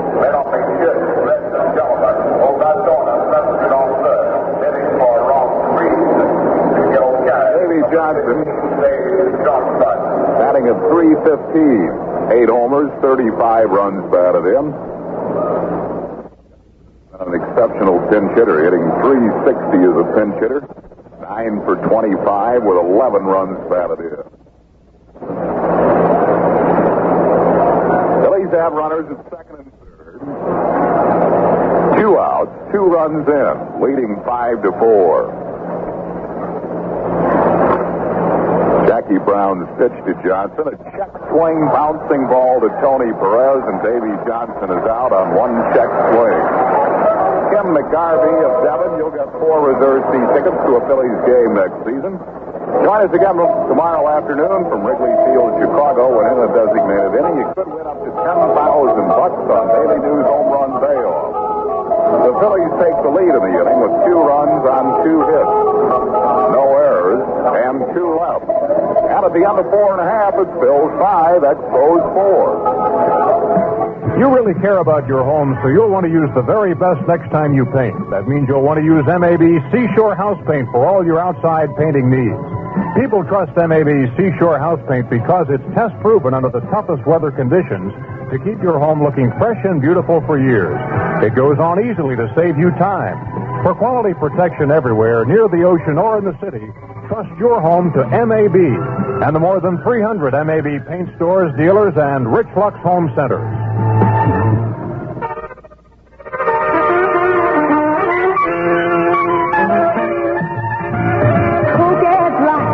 Taste and the feel in your life. So you and me looking for some extra life. Just one life, cold taste nice now. Looking to live, feel the beat, or feeling cool, feel the heat. Cold gas life, everybody wants a little life. Hey, cold gas life, got the taste and the feel in your life.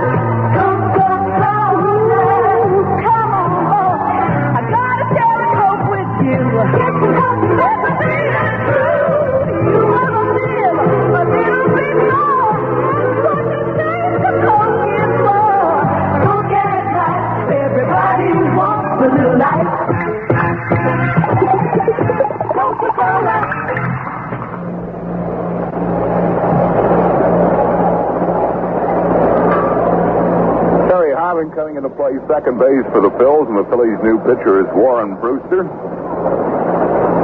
And Stan Pappy, the first one to face him, takes the fastball high for a ball. Brewster is 6-2 on the year with 2 saves, an ERA of 2.77.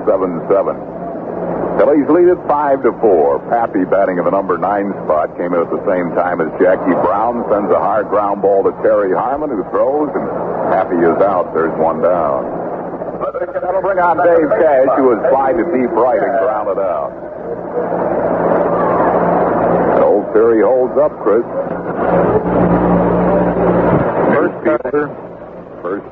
First batter hits the ball almost invariably. Harmon's been in 4 games, I think, or 4 games since last Saturday, and that's 4 straight times that's happened to him, too. We were talking about that on the bus the other day. Here's Dave Cash, and the pitch to him, grounded up the middle, a base hit for Cash. So Cash gets the Expos' 5th hit. Their first off Brewster. Dave at first base, 1 down. They'll bring on Chris Speier.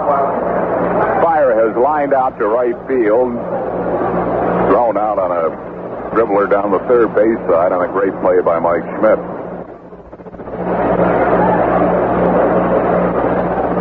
One down, 5th inning. Cash at first base. Phillies leading 5-4.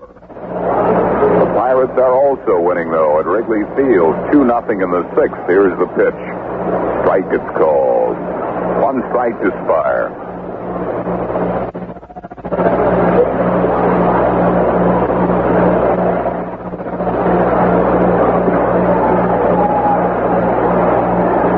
Brewster has his sign and the throw to first base. Cash gets back. Cubs failed in the 6th. They move on to the 7th inning at Wrigley. Pittsburgh leading that game 2-0. John Candelaria and Rick Russell. Here's a bunt down the third base side. A beauty. Schmidt can't pull off the play. Safe all around. Bunt single by Chris Speier. So the Expos have 2 men on base, 1 out. And that'll bring up Andre Dawson. Dawson has struck out and homered. Bills lead 5-4. Bottom half of the 5th inning. Ron Reed worked the first 4 innings for the Phillies, charged with 4 runs on 4 hits, struck out 3, walked 1.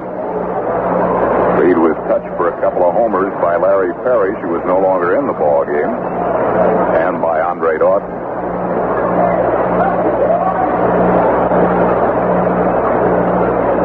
Here's the pitch to Dawson on the outside corner with a slider for a strike called. 1 strike to Dawson. Cash at second, Speier at first, 1 out, bottom of the 5th. Pitch to him. Another slider. He checked and it was low and away. It's 1-1.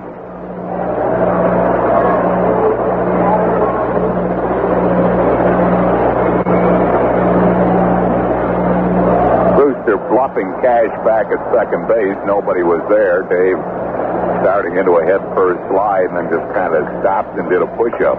1-1 pitch is low, and it's 2-1. Tug McGraw is starting to throw in the Phillies bullpen.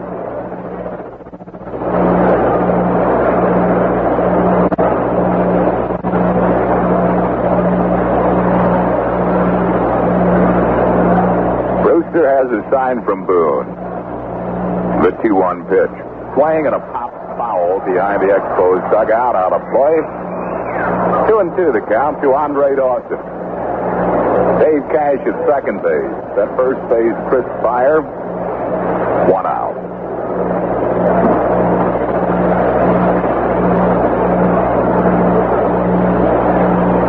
The 2-2 pitch in the dirt at the full count. 3-2 to Dawson. Phillies lead this game 5-4. We're in the bottom of the 5th.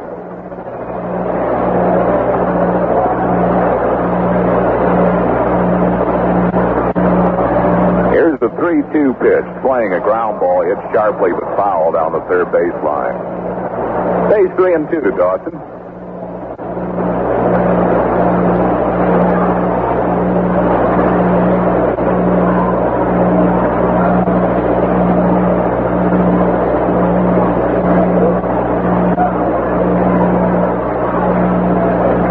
Stretches. 3-2 pitch. Runner is breaking. It's high ball 4. He walked him and the bases are loaded. Now the Expos have the bases loaded. 1 down. That'll bring on Tony Perez. Tony is grounded out and struck out.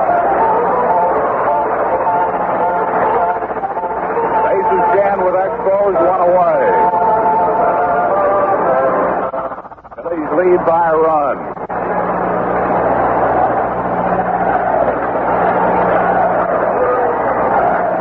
Warren Brewster in fifth inning trouble will work from the stretch.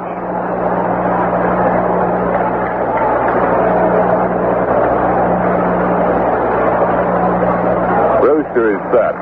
Pitch to Perez is low for a ball. Brewster will try to keep the ball around the knees. Looking for a ground ball here. Base is loaded, 1 out. 1-0 pitch to Perez. Strike called, a good breaking ball. It's 1-1 to him.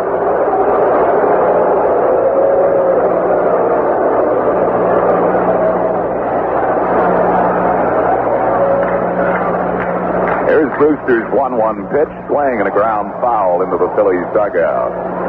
So Brewster has a jump on Perez, a ball and 2 strikes. Dave Cash at third, Chris Speier at second, Andre Dawson at first, 1 out.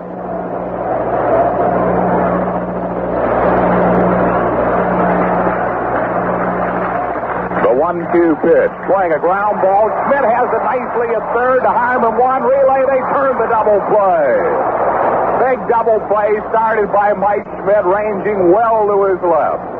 And Brewster gets out of a big jam here in the fifth. No runs, 2 hits. No errors, 2 left. The end of 5. It's Phillies 5, Expos 4. Now time for a tasty break. And now it's time for a tasty cake great moment in baseball.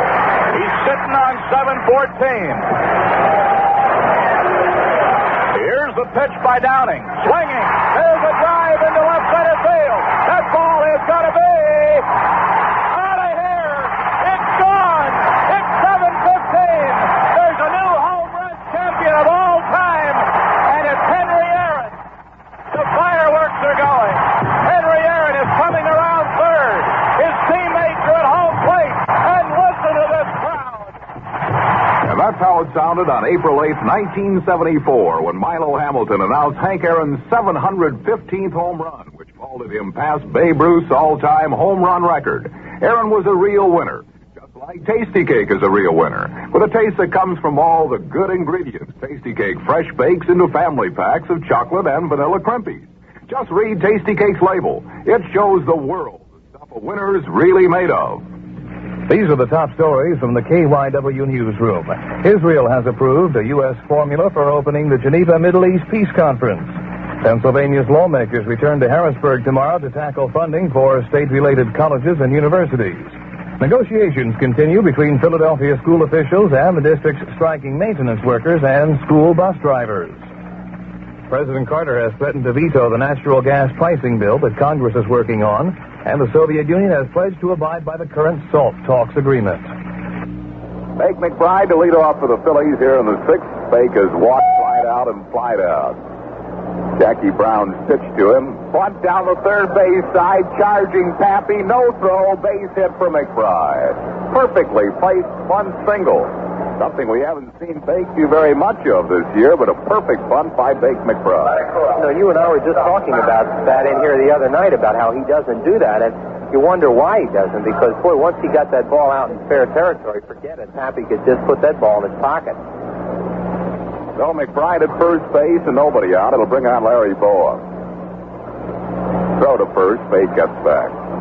Bowa is grounded into a fielder's choice, lined out to center, and lined out to third. He hits the ball hard, but is 0 for 3. Pitch to him. He bunts down the third base side. Carter gloves and throws just in time to get Bowa.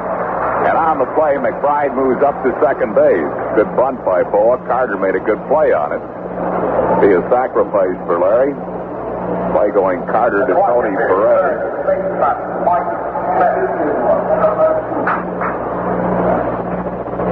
That'll bring on Mike Schmidt with Bake McBride at second base and 1 out. Phillies leading 5-4 in the 6th inning. At Wrigley Field, they are now through 7. Pirates still leading the Cubs 2-0. Buccos have had a great road trip. 8-3 on this 2-week trip. They'll be back home on Tuesday. They do not play tomorrow night. The pitch to Schmidt is high for a ball.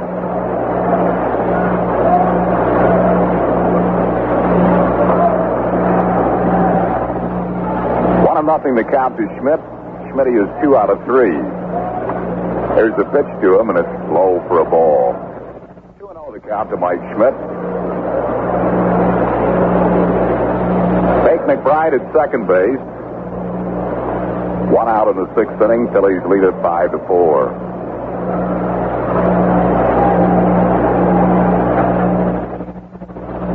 McBride a big lead off second, and Jackie Brown wheels around, bluffs him back. Dave Kingman is homered at Toronto. Cash calls time. He wants a word with Jackie Brown. Yankees have really hit some home runs in that first game at Toronto. Reggie Jackson, Cliff Johnson's hit 2, Lou Piniella, now Kingman. Now 12-0. Game 1 of their doubleheader. Here's the 2-0 pitch. Swing and a line drive to left field. Fair ball, base hit. McBride rounding third. He will score. Schmidt heading for second base. He is out at second base. Schmidt tried to stretch it into a double and was nailed at second base. Warren Cromartie to Dave Cash. But the Phillies now lead 6-4 as Schmidt drives in another run. 96 on the year for Mike. That's his third hit of the ball game. He was thrown out. Cromartie to Cash for round number 2, and that'll bring on Greg Luzinski. Greg's 1 out of 1. He has twice walked and singled. Brown's pitch to Luzinski, curveball over for a strike call. George Foster has hit a home run for the Cincinnati Reds.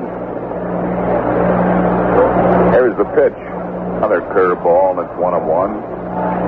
Makes it Cincinnati 1, Atlanta 0. Bottom of the 7th for Foster, number 51.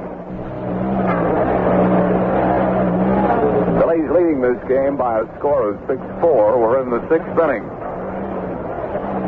Ball and 2 strikes to count to Luzinski. 2 out to no base runners. Jackie Brown's pitch to him. Fastball laced to deep left field. Going back for Marty. It is out of here. Home run Luzinski, a line drive. Just clearing the left field fence, and the Phillies lead it 7-4. For the Bull, number 37 on the year. Knocks in his 126th run of the year. And the Phillies are now up 7-4. He jumped on a fastball and blinded over the fence. Oh, what a bolt that was. That was one of Greg Luzinski's line drives that you figure if it doesn't go over the fence, it might go through it. A line drive all the way. I didn't think it was high enough to go out of here. You knew it was hit hard enough. Here's Richie Hebner, and the pitch to him bounces up there. So Greg Luzinski is homered for a case of tasty cake for him and wife Jean, daughter Kimmy, and son Ryan. 1-0 the count to Hebner. Phillies on top, 7-4 in the 6th. Pitch to Richie Hebner is low for a ball. It's 2-0. Hebner's 0 for 2. He is looped out, grounded into a fielder's choice, and walked.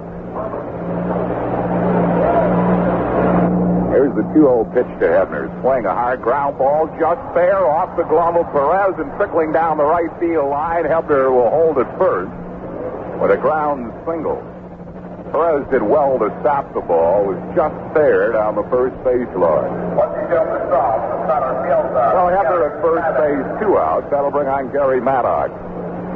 Maddox is grounded into a fielder's choice, singled, and hit a sacrifice fly.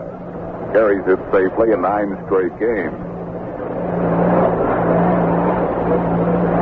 Phillies lead 7-4. Hal Dues started this game for Montreal. Larry Landreth in the 4th. Jackie Brown in the 5th.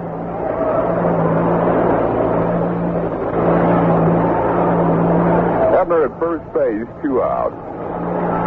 And the pitch to Maddox swings and he fouls straight back. 1 strike to count to Garry Maddox.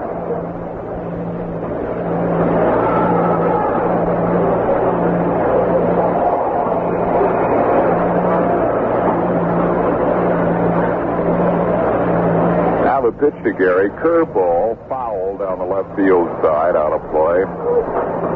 And the count is 0-2 to Maddox. Phillies have 7 runs and 8 hits. Expos 4 runs and 6 hits.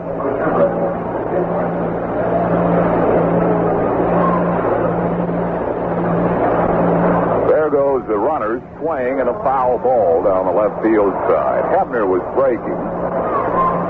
Maddox fouled off the 0-2 pitch.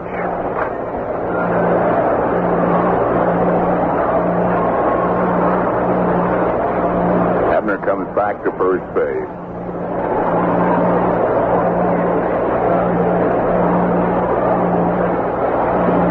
So to first, Hebner was barely off the bag. What cost the Expos the game yesterday, a balk with Richie Hebner at first base. Came home on a single to right by Maddox, the only run of the ball game.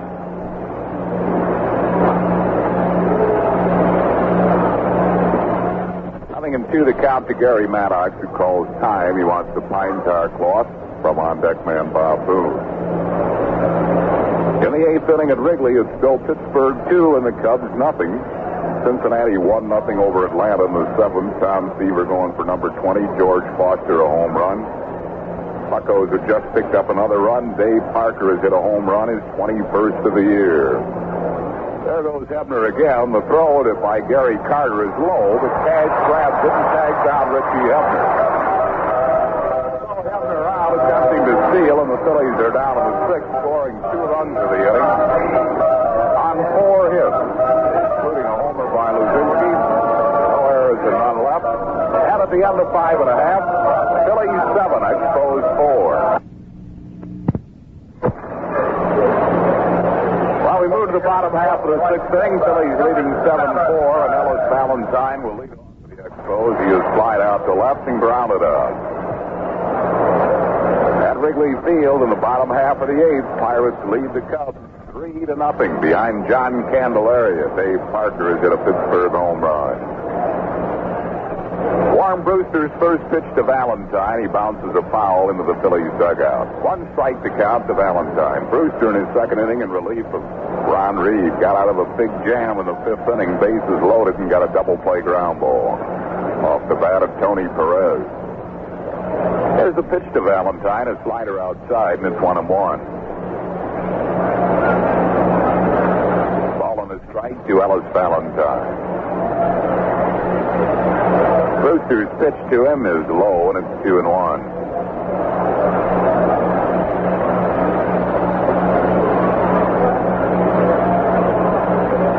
Here's the 2-1 pitch. Swing and a long drive to deep left field. Luzinski going away back. This ball is out of here. Home run, Ellis Valentine. His 25th homer of the year. And it's now a 7-5 ball game. The Phillies lead.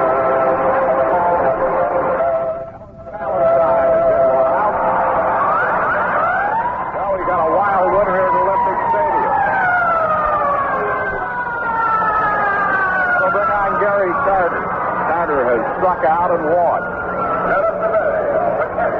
Garry Carter.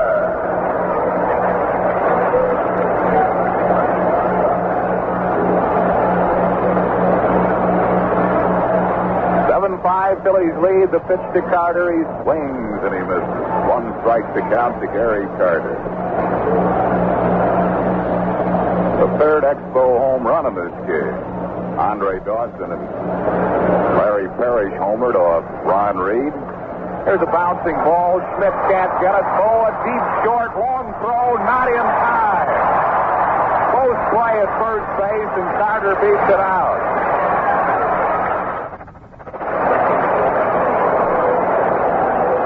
Bowa did well in the hole, way deep, made the long throw, and not quite in time.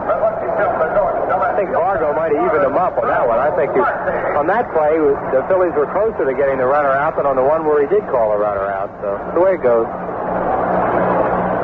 Garry Carter at first base and nobody out. Here's Warren Cromartie. He's 2 for 2, a couple of singles. Pitched to him is high for a ball. Gene Garber and Tug McGraw get up in the Phillies bullpen. Santo Alcala is up in the Montreal bullpen. Here's the pitch to Cromartie, quite high for a ball. It's 2-0. Phillies lead at 7-5. We are in the bottom half of the 6th inning.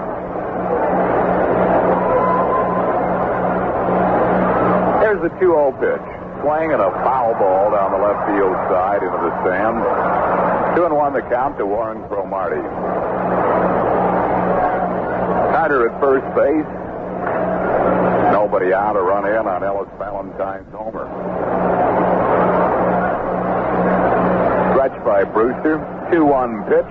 Low for a ball. Falls behind Cromartie. 3-1.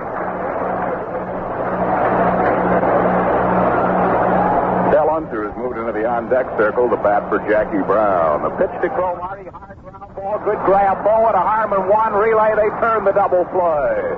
Nice play by Larry Bowa on a sharply hit ground ball. Cromartie grounds into a twin killing. 2 outs and nobody on base. And Del Unser coming out to pinch hit for Jackie Brown. Well, that was an outstanding play by Bowa right there. That ball was hit very hard, and the AstroTurf is wet, and it's kind of going away from him. And he just amazes you sometimes. The plays he makes look routine. That was not routine. Del Unser pinch hitting for Jackie Brown. Unser is batting .270 on the year, 12 homers, 40 runs batted in. And the pitch to Unser. Low for a ball, 1-0 to count to him.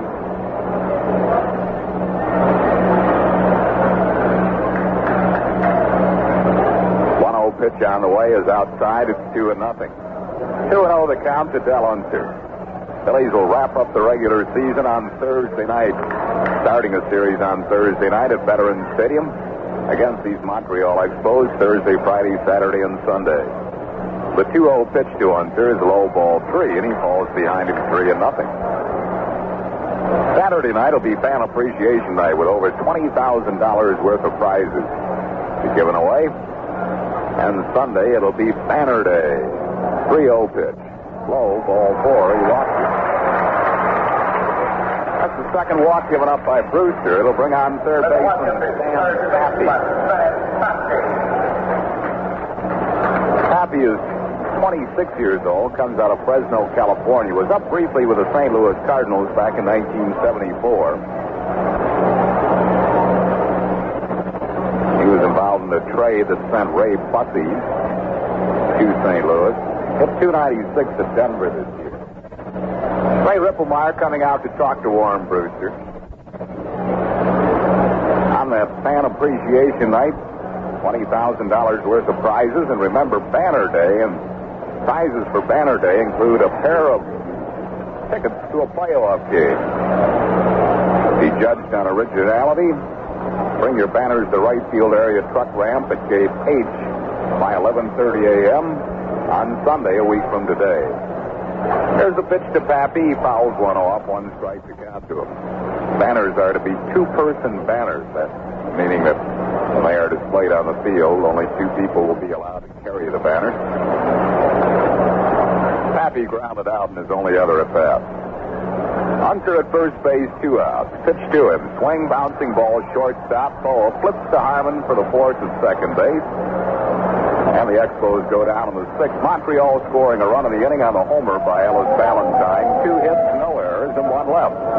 And at the end of 6th, the Phillies lead Montreal by a score of 7-5. Yeah. Saved a couple of ball games. The third run mark 4.92. Big right-hander, Santo Alcala.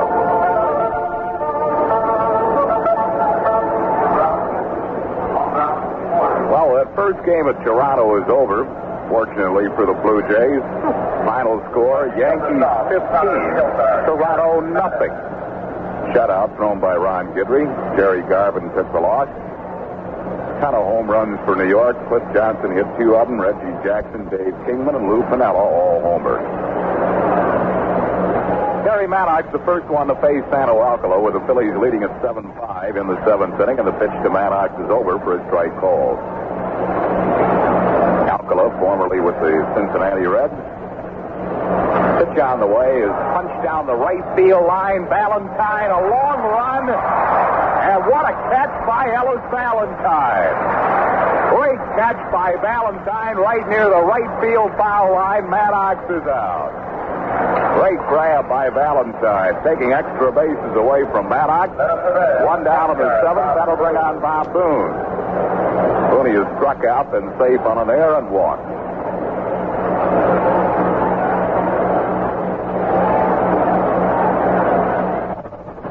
Pitch to Boone. Look out. the plate on a hard one. 1-0 to count to Boone. Alcala, 24 years old.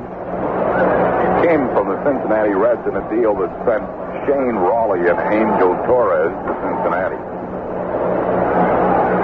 There's a pitch on the way to Boone and a tie for a ball. It's 2-0.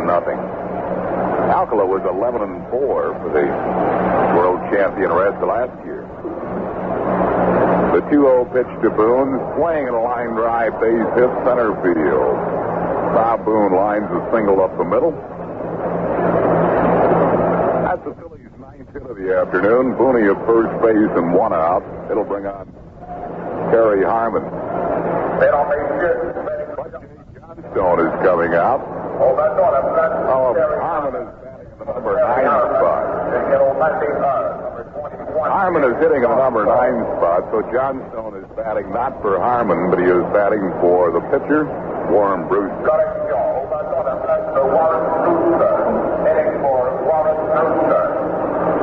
Johnstone pinch hitting for Warren Brewster.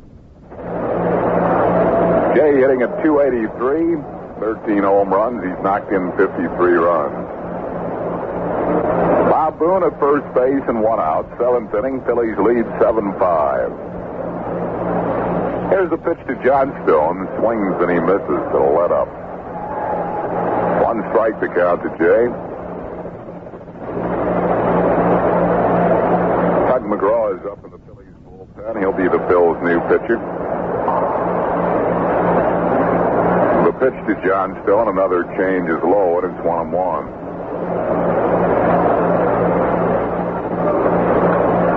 The strike to Jay Johnstone. Bob Boone first base, 1 out. Here's the 1-1 pitch. Fastball inside. It's 2-1.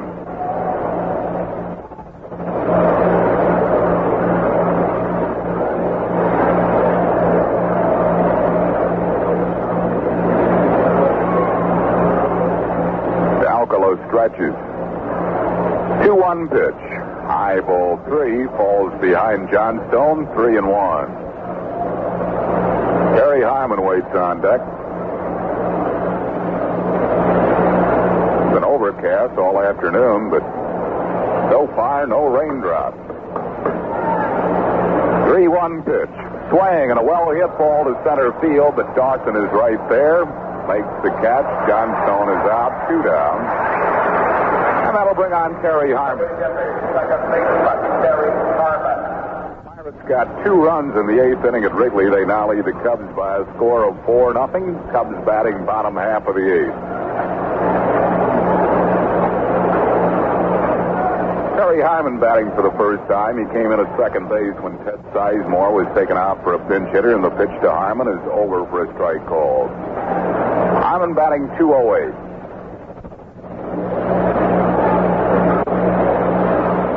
Strike pitch to him. A curveball is outside. It's 1-1. Phillies lead it 7-5.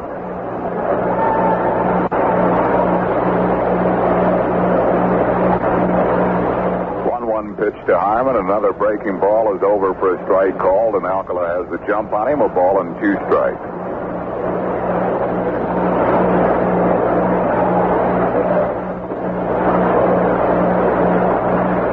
Alcala stretches.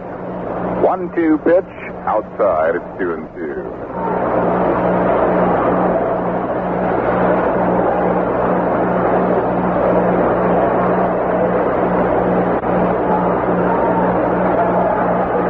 Pitch to Hyman is popped up in the infield. First baseman Tony Perez right there. Puts it away. And the Phillies go down to 7. No runs, 1 hit, no errors, and 1 left. After 6 1/2, the score remains Phillies 7, Expos 5. Bottom half of the 7th inning, new pitcher for the Phillies, Tug McGraw. And for more play-by-play, here again is Andy Buster. Thank you, Harry. Tug McGraw taking over the hill for the Phillies. Left-hander McGraw is 7-3 with a 2.38 earned run average. Appearing in his 42nd ball game, Tug has earned 8 saves.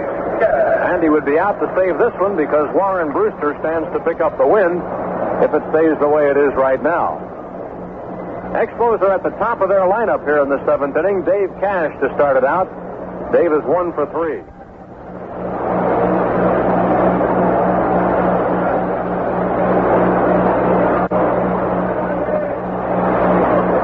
Left-hander winds. Here's McGraw's first pitch, and it's in at the knees for a strike.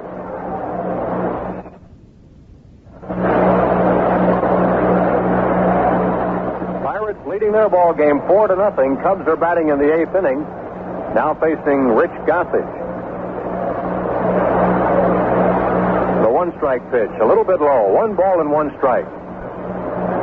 Jim Lonborg will pitch for the Phillies tomorrow at Chicago, and if the Phillies win this one today, reducing the magic number to 1, it means that Lonborg gets a chance to pitch the clinching game 2 years in a row. Here is a ground ball just fouled on the third base side. Oh, that was a close one. And it was a little tough to read the umpire's call down there, Satch Davidson, because he was spinning around as he made the call. But it's a foul ball, 1 and 2 to Cash. Satch got a little confused down there. I think he wasn't sure what it was at first, and normally they'll just put that right arm out. But like Andy said, he took a full pivot on that thing. It looked like he got a little dizzy doing it. Tough to read by the time he was spinning and pointing. Tough to know exactly what he meant, and the fact that the ball was so close made it exceptionally difficult. McGraw winds, and here's the 1-2 to Cash. High, 2 and 2.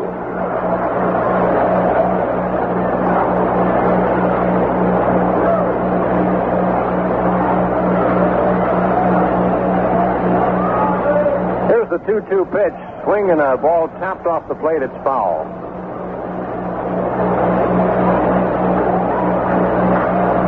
And 2 strikes to Dave Cash.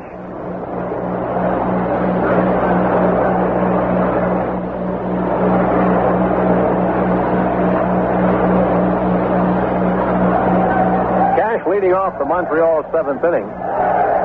The Expos have scored in 3 of their last 4 at-bats. Swing and a ball just tapped foul.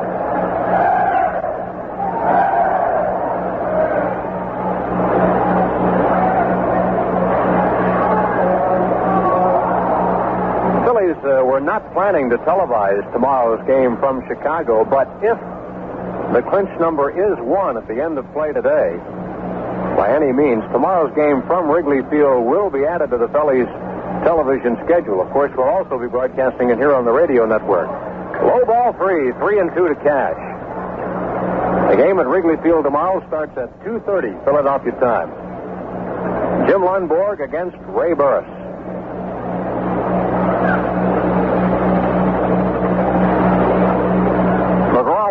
Here's his full count pitch. Fly ball, foul out of play down the right side. So Cash is hanging in there against McGraw. As the Expos bat in the 7th inning, Phillies leading the ball game 7-5. Cubs did not score in the 8th inning. 4-0 Pirates as they go to the 9th. Here's the full count pitch. High ball 4. Cash draws a walk. Let's pause for station identification. The Phillies Baseball Network. At 4:30, this is KYW Philadelphia. AccuWeather says dull and dreary through tomorrow with some rain. Currently 61 degrees and cloudy on Independence Mall. Chris Speier, the batter, got a bunt single his last time up. A 1 for 3 afternoon for Speier. Phillies with a 2-run lead.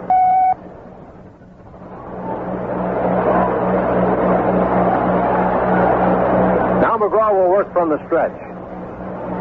Pitch on the way to Speier. Screwball misses high, ball 1.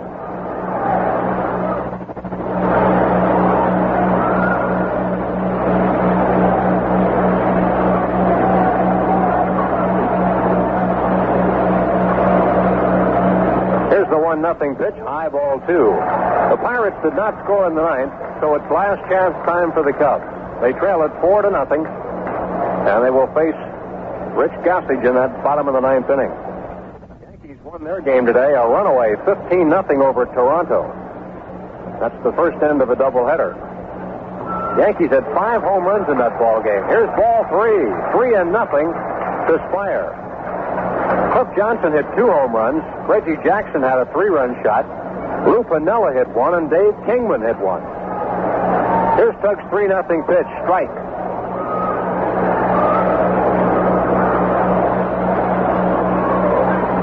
Cleveland leads Baltimore 5-4 at the end of 6. Tug ready to work. 3-1 pitch. Strike called. Speier bluffed the bunt. It was a called strike. Full count.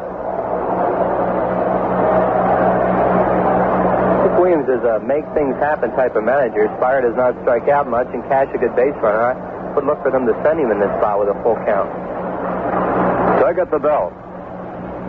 He is not running, and the pitch is grounded to third base. It's fair. A bad hop, but he throws to second and gets it out. What a play by Schmidt. That was not a double play ball. In fact, the bounce came up lower than Schmidt expected. He did a good job to hang on to it and made a great throw to second base. That's one of those plays where it gets monotonous to say it, but Mike Schmidt, that ball might have caught a corner of the bag. I think that's what happened to it and made it go down. And with those great reflexes of his, he went down and got it and just nipped Dave Cash at second. Most people, that ball's into the left field corner on that, but Schmidt is just so quick with his hands. The batter is Andre Dawson, 1 for 2, a home run. He walked his last time up.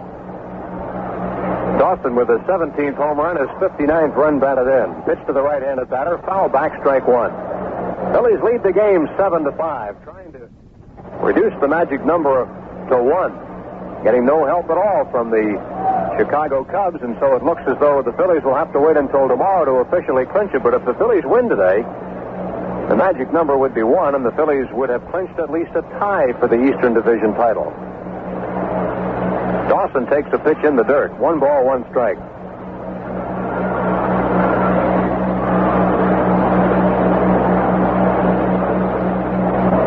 Boston 12-3 over Detroit. They're going to the 9th inning. Fisk, Yastrzemski, and Hobson have all homered for the Red Sox. Check swing, and a breaking ball is low, 2-1.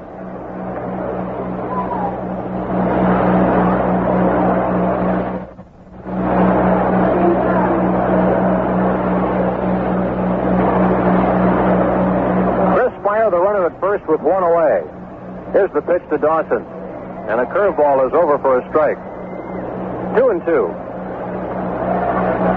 Doug McGraw, the third Phillies pitcher of the day, behind starter Ron Reed and Warren Brewster, who pitched 2 innings and stands to be the winner if the Phils keep the lead.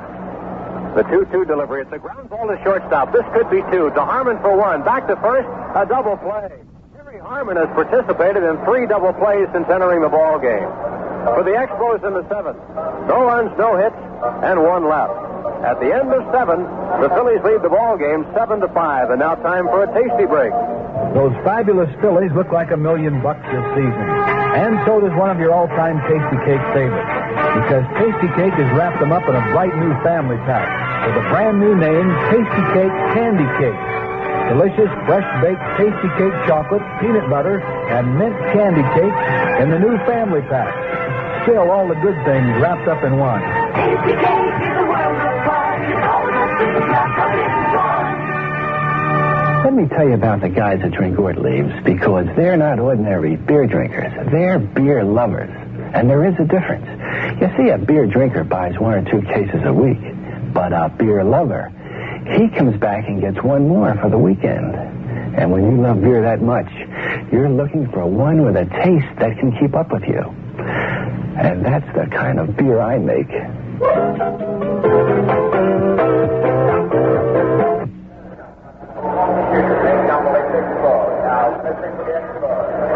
Harry Callis will be hosting a hadn't-traveled trip to the French island of Guadeloupe in the Caribbean at the peak of the winter season. The price, $359 complete. And here's what that price includes. February 5th departure on a round-trip jet flight from Philadelphia. 7 nights at a first-class beachfront hotel. Transfers, baggage handling, gratuities, and taxes. All for $359 complete. Forget shoveling snow in February. Join Harry in Guadeloupe on February 5th. Bill Weber hosts the same trip on February 26th. For a free brochure in Pennsylvania, call Walnut 36663. In New Jersey, 7955550. All right, Hatton Travel at P.O. Box 5550, Cherry Hill, New Jersey. Well, the Expos are going to another pitcher. Left-hander Will McInerney will come on here to pitch in the 8th inning. He'll be their fifth pitcher of the afternoon behind Dues, Landreth, Brown, Alcala, and now McEnany.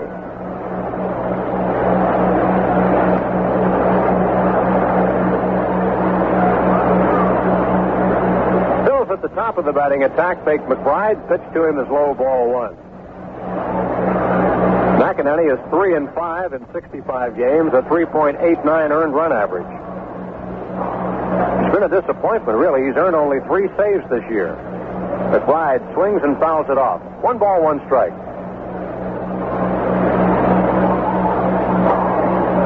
A 7-5 Phillies lead. Phillies batting in the top of the 8th inning.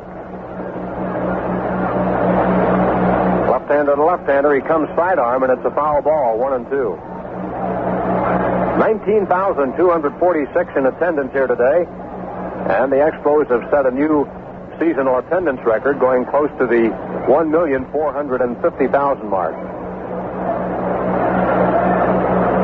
Here's the 1-2 pitch, and again, Bake just gets a piece, fouls it to the screen. McBride to be followed by Bowa and Schmidt.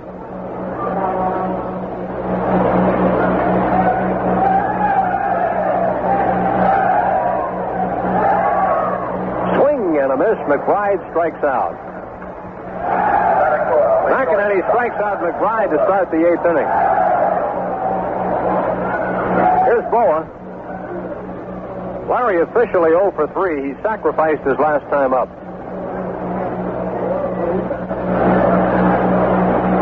Bowa has scored a run in this game on a wild pitch by the starting pitcher, Hal Dues. Here's a shot into left field, and it's going to fall for a base hit. Bowa singles in front of Cromartie in left field, and the Phillies have had at least 1 hit off every pitcher the Expos have used. Here's Mike Schmidt. He's got 3 hits today, 3 out of 4, and 2 RBIs, now with 96 this year.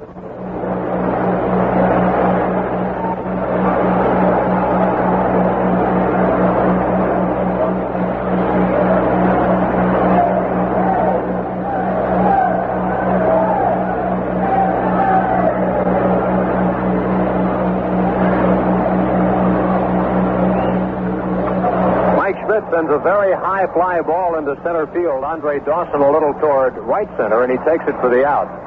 Schmidt retired on 1 pitch. That's the second out of the 8th inning. Bowa remains at first base. Here's Greg Luzinski, who homered in his last at-bat. Bull has been on base all 4 times today. 2 walks, a single, and a home run. And he has scored 2 runs. He and Schmidt are tied with 37 home runs for team leadership. Looks like Tom Seaver's going to get his 20th. The Reds lead Atlanta 3-0. They go to the 9th inning. Lead Atlanta 3-0. They go to the 9th inning. Pitch over to the ball, a strike. George Foster with his 51st home run in that game. First run of the ball game. Here's a hard hit ball into right center field. Getting over is Dawson. Valentine is over there. They can't get it. The ball bounds up against the wall. Coming around to score will be Bowa, and on into second base goes Luzinski on a double, and the Phillies lead it 8-5. Greg Luzinski has been on base every time today. Well, we said something about the Bull earlier in the game. He got a low fastball, and that ball really fooled Dawson and went a lot further than he thought. And he's been much more selective at the plate the last 2 games, and today he walked his first 2 times up. Now they pitched to him the last 3 times, and he's gotten his 3 hits, and he's going to come out now and take the rest of the day off. And big day for the big boy. So Greg Luzinski leaves the ball game as Jerry Martin takes over at second base as a pinch runner. It has been a big day for the Bull. The batter is Richie Hebner.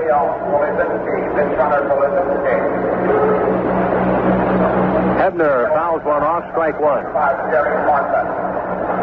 Hebner got an infield hit his last time up. Hebner is 1 for 3 today. With a walk, he has scored a run. Phillies lead it by 3, 8-5. Left-hander to left-hander, and Hebner sends a fly ball into right field, not too deep. Valentine coming in, and he one-hands it for the final out of the inning. But the Phillies get a run here in the 8th on 2 hits and 1 man left. At the end of 7 1/2, Phillies lead the ball game 8-5. You really care about your home, so you'll want to use the very best next time you paint. That means you'll want to use MAB Seashore House Paint for all your outside painting needs. People trust MAB Seashore House Paint because it's test-proven under the toughest weather conditions to keep your home looking fresh and beautiful for years. It goes on easily to save you time. For quality protection everywhere, near the ocean or in the city, trust your home to MAB and the more than 300 MAB paint stores, dealers, and Rich Lux Home Centers. What's plump, juicy, and wears a Phillies uniform? Phillies Franks. When you come back from the food store, give me some Phillies Franks. Phillies Franks. They're so plump, so juicy, so delicious, you can almost hear the roar of the crowd when you eat them. For it's 1, 2, 3, strike, the next best thing to being there. Phillies Franks are by Medford. If you don't see them, ask for them. You want it, we've got it, at your Chrysler Phillies. We've got the best deal of the year on the beautiful 1977 Cordoba. I'm Harry Callis, and if you've been waiting for the smart time to buy the stylish, luxurious, pace-setting Cordoba, that time is now. And the place is your nearest Chrysler Plymouth dealer. Now you get a great year-end deal and beat the 78 price increase, too. Get the best 77 deal on your Cordoba at your nearest Chrysler Plymouth dealers today. We go to the last half of the eighth inning. Tony Perez will lead it off for Montreal. Jerry Martin stays in the game to play left field for the Phillies. He came in as a pinch runner for Greg Luzinski last inning. Tug McGraw getting ready for his second inning of work. Tug issued a walk last inning, but the Phillies' third double play of the ball game helped bail him out.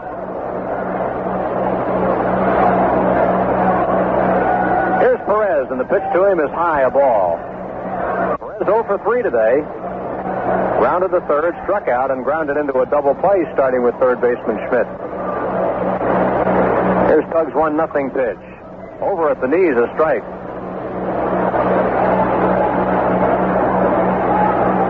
Perez batting .290. Tug winds in the 1-1 delivery, swing and a foul. Don't have the final from Wrigley Field yet, but we'll give it to you as soon as we get it. We've just gotten it. Larry Chason came in to tell us that the final score is 4-0.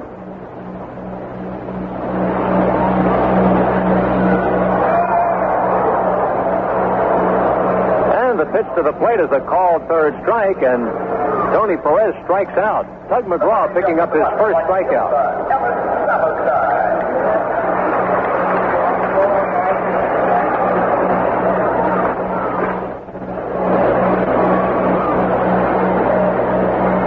Ellis Valentine.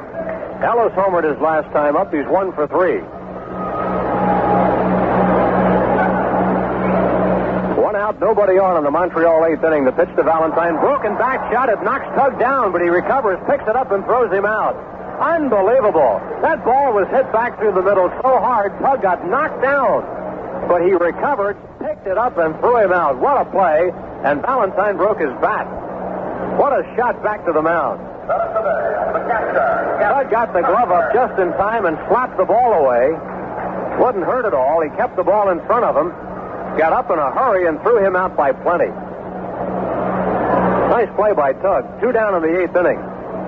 And the hitter will be Gary Carter.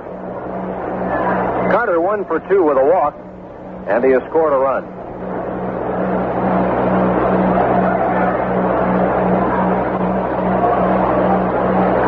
Out of Chicago, Pirates win that game 4-0, so the Phillies will not be able to clinch the Eastern Division title today. But they will clinch a tie for it if they hang on and win this ball game. Here's a ground ball foul off the end of his bat toward first. And we notice that Mickey Vernon is down there coaching at first base for the Expos.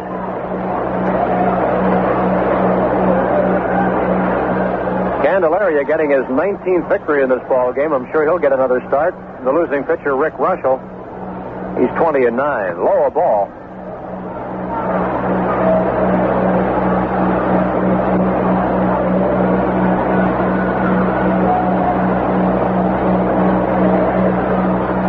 One ball and one strike to count on Carter.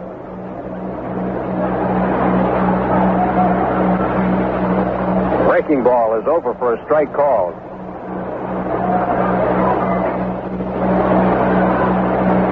outs, nobody on. Montreal batting in the 8th inning. The Phillies lead it 8-5. McGraw needs 4 more outs, and the Phillies will have clinched at least a tie for the Eastern Division flag. Ground ball, foul outside of third.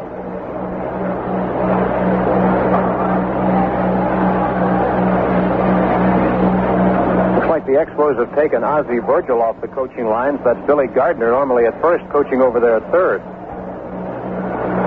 All of the Expo coaches were re-signed today for next year. Doug Wines, here's the 1-2 pitch, high and inside a ball. Red Sox beat the Tigers by a 12-6 final score. Reggie Cleveland, the winning pitcher. Ed Glynn, the loser. The 2-2 pitch, swing and a miss. Carter strikes out. McGraw picking up his second strikeout of the inning. Expos out in order in the 8th. At the end of 8, the Phillies lead it 8-5. If you live, work in, or are visiting the Old City area, now is a good time to learn how to use George, Gerard's 24-hour banking machine. Stop in at Gerard's restored 2nd and Chestnut Streets branch and take part in a personal demonstration any weekday through September 30th. When you do, you'll get a free gift and a chance to win a handsome pen and pencil set. And while you're there, fill out an entry blank for Gerard's Dinner for Two sweepstakes with a new winner every week. Learn all about George at Gerard's 2nd and Chestnut Streets office. Have you noticed? Sometimes you can be feeling hot and draggy, limp as week-old lettuce, and that's when you would enjoy Coke most. Brisk and bright and frosty cold. One icy swallow and things begin to take on a fresher look, for nothing cools you off and satisfies your thirst more pleasantly than the great taste of Coke. Give it a try right now. You'll find that delicious ice-cold Coca-Cola adds life to hot weather sports, hot weather food, and hot weather fun.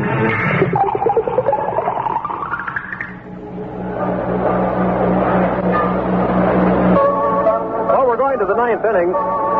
Garry Maddox will lead it off for the Phillies. Greg Luzinski has 2 RBIs in this ball game today on a home run and a double. And so the Bull, with 127 runs batted in, has just set a new record, a Phillies club record for a right-handed batter. The old record was held by Del Ennis at 126. So the Bull just keeps adding to his laurels now with 127 runs batted in.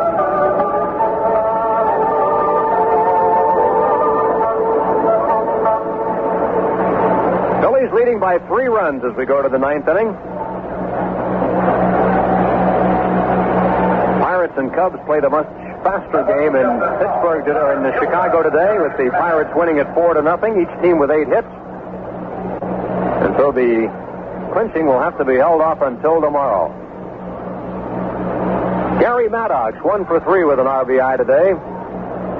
Gary keeps his hitting streak alive. It has reached 10 straight. Fly ball into right field, close to the line. It is going foul into the Expo bullpen, strike 1.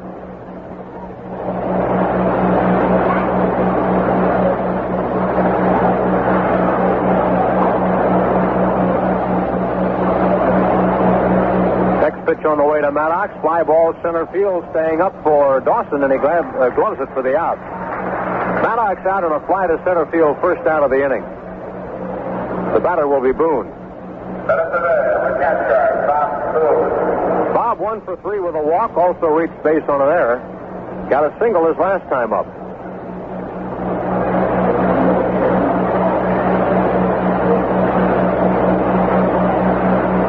To Boone, over at the knees, a strike. The Phillies have been retired 1, 2, 3 in this ball game just once.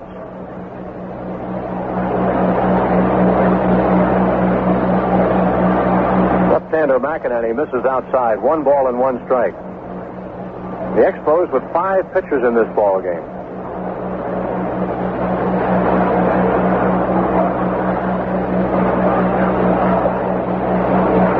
Here's a long drive to left field. Boone hit it pretty hard down close to the line. It is a ball that is up off the wall, and Boone goes on into second base. It'll be a double. Cromartie appeared to have a chance to get that. The ball just did hit fair, and Boone legs it into a double. Cromartie trapped that ball coming off the wall because you could hear it hit up here, and The third base umpire, Sats Davidson, was running down the line, and he called it fair right away, and Boone will get a double out of it. I think he caught that ball right coming back off the wall because it really thudded. Tug McGraw will come to the plate.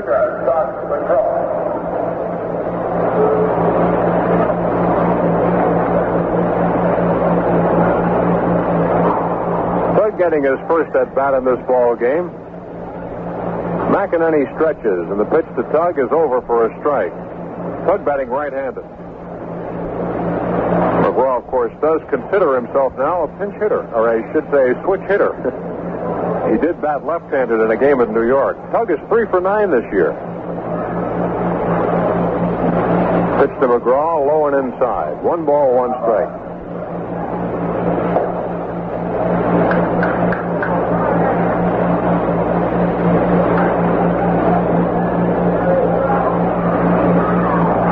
Pitch to Tug. Swing and a miss, strike 2.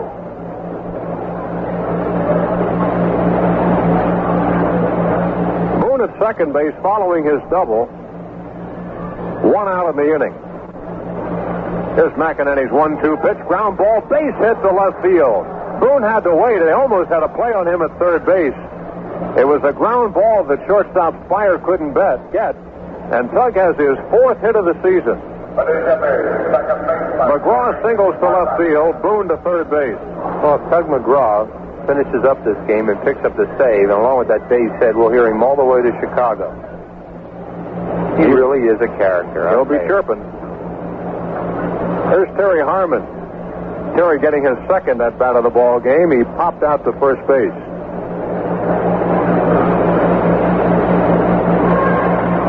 Here's a fly ball. And it's staying in the infield, I believe. Cash is looking up, and Dave takes it from second base. Harmon didn't get much of that one. He pops out to second baseman Cash. Runners at first and third for Bake McBride.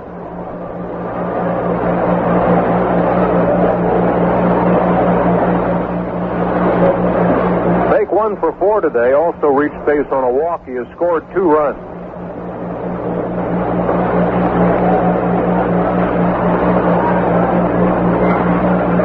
McEnany's pitch to Bake, and he fouls it back a strike.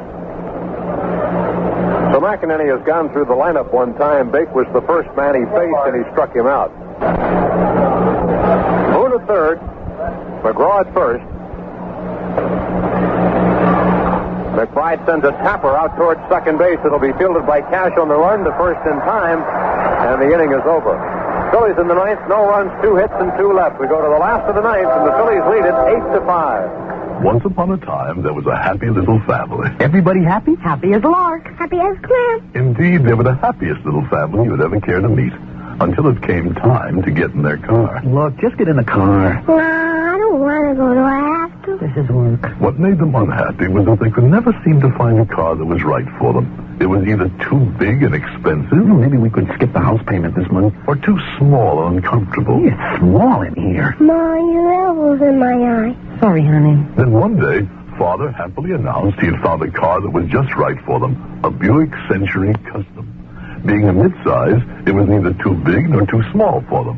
And being a Buick, it had a V6 engine, lots of room and comfort, and the famous Buick ride. And that pleased them to no end. I'm pleased as punch. I'm tickled pink. I have to go to the bathroom. All of which proves one thing. Maybe money can't buy you happipiness, but it can buy you a Buick Century Custom, which for a lot of people is pretty much the same thing. Fan Appreciation Night is always one of the real fun nights of the season, and this year's promises to be one of the best ever. Lots of fun and prizes on Fan Appreciation Night, Saturday, October 1st, when the Phillies play the Expos in the next to the last game of the regular season. Every fan entering the ballpark gets a free Phillies license plate. Compliments of the Phillies and your local Chrysler Plymouth dealer.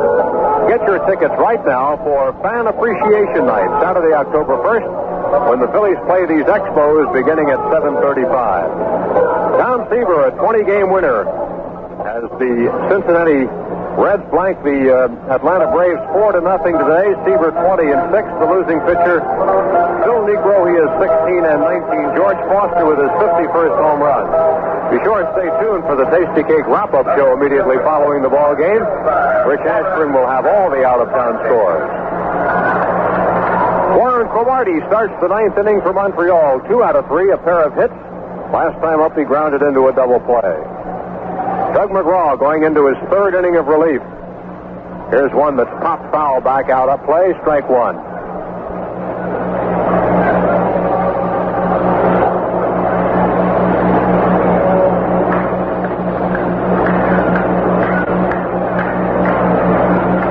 Swing and a miss by Cromartie.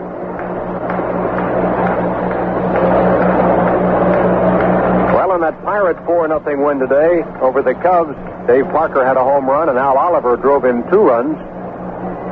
The Pirates have won 7 straight ball games, all on the road. Now they open up at home on Tuesday night against the New York Mets. It was quite a road trip for the Bucks. They went 9-3 on that road trip, which was supposed to do them in. Here's a little tapper, a check swing toward third. Schmidt picks it up, throws across in time. Cromartie is out. Cromartie tried to check his swing but couldn't and hit it toward Schmidt. John Candelario went 7 1/3 innings to get his 19th win. And his league-leading earned run average is now down to 2.39. That's all terrific, isn't it? And there's still 6.5 out and 1 away from elimination. Boy, they really have done a good job of hanging in there, though. They are making the Phillies win it themselves. That's good. The Phillies had to face a little adversity this weekend. You know, they were slumping coming in here and had to come in here and win, and the Phillies have played well this weekend, and it's good for them to have to do this and then make the Phillies earn this thing. There's Jose Morales to bat as a pinch hitter, and he misses the screwball, strike one.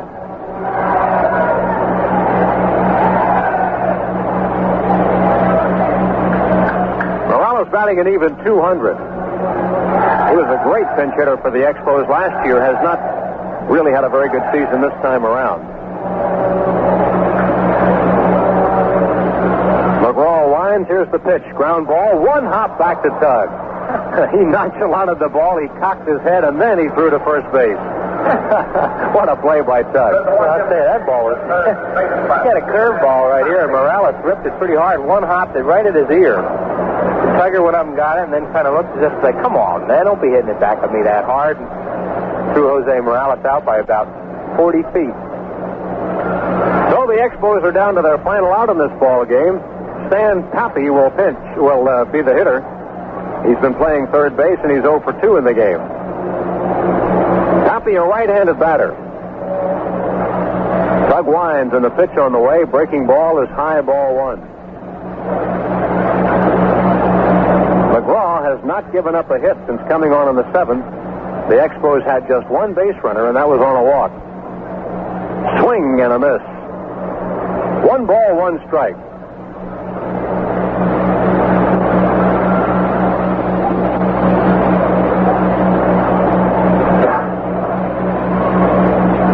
Dug into the windup. The 1-1 pitch is fouled off. A ball and 2 strikes.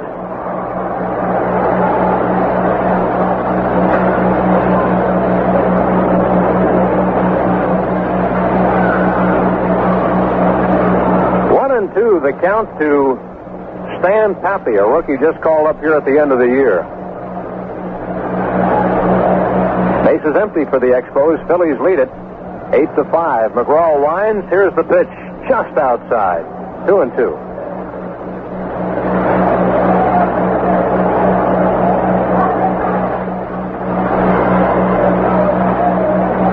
Tug has the sign. Here's the 2-2 pitch. Just a little outside, ball 3. Full count to Stan Pappy.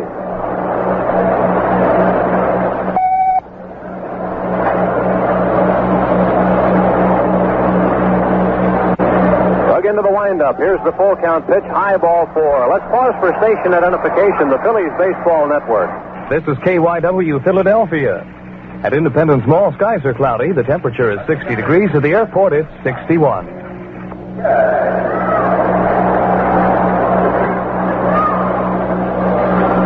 Cash will bat with 2 out and 1 on. Cash 1 for 3, walked his last time up. He and Pappy are the only two batters to have reached base against McGraw, both on walks. Here's a ground ball toward Schmidt. He will play to Harmon for the force. The ball game is over, and the Phillies' magic number is 1. Phillies win the ball game 8-5. Warren Brewster, the winning pitcher, he gets a case of Tasty Cake. We'll be back to wrap it up in just a moment. Big victory for the Phillies as they take care of the Expos and sweep this series here on the road, winning today's game 8-5 behind Warren Brewster, who picked up where Ron Reed left off. And the Phillies had a home run today out of Greg Luzinski, who had an unbelievable day. Greg was on base all 5 times that he came up today on 3 hits and 2 walks, and he set a new RBI record for right-handed batters in the Phillies organization. He now has 127. So the magic number is down to 1. The Phillies didn't get any help from the Chicago Cubs. They'll have to do it themselves when they go to Chicago tomorrow. And let's call in Chris for a word. Well, it'll be a change of pace, Andy. What the heck? The Phillies won the division up here last year, so go to Chicago and win it this week and beat the team that led all the way, and a lot of people were going to win the Eastern Division this year, and we didn't help the Phillies out too much at all this weekend, so it'll be kind of fun to go in there and beat the Chicago Cubs one game along the way this week, and the Phillies can wrap up their second Eastern Division title. It was a good game today, and good pitching again by the bullpen, and good job by the big bull in left field. And the Phillies came in here and they had a little heat on them when they came in on Friday, and there were some sweaty palms around, but they came in and exerted themselves and won the 3 games over the Montreal Expos, and now it's just down to 1 more, and sure would be nice to win it tomorrow afternoon at Wrigley. Mike Schmidt had 3 hits in this ball game, including a pair of RBIs, and he's going to be guesting with Rich Ashburn on the Tasty Cake wrap-up show coming up in just a few minutes. I'd like to remind you that tomorrow's game will be televised as well as broadcast on our radio network. This is an addition to the Phillies television schedule, not published in any of the TV listings. So remember that tomorrow's game from Wrigley will be on both the radio and television networks beginning at 2:30. Thank you for listening to this game on Classic Baseball on the radio. We hope you enjoyed the broadcast. Feel free to browse our library of over 1,000 classic games and be sure to spread the word. Long live baseball.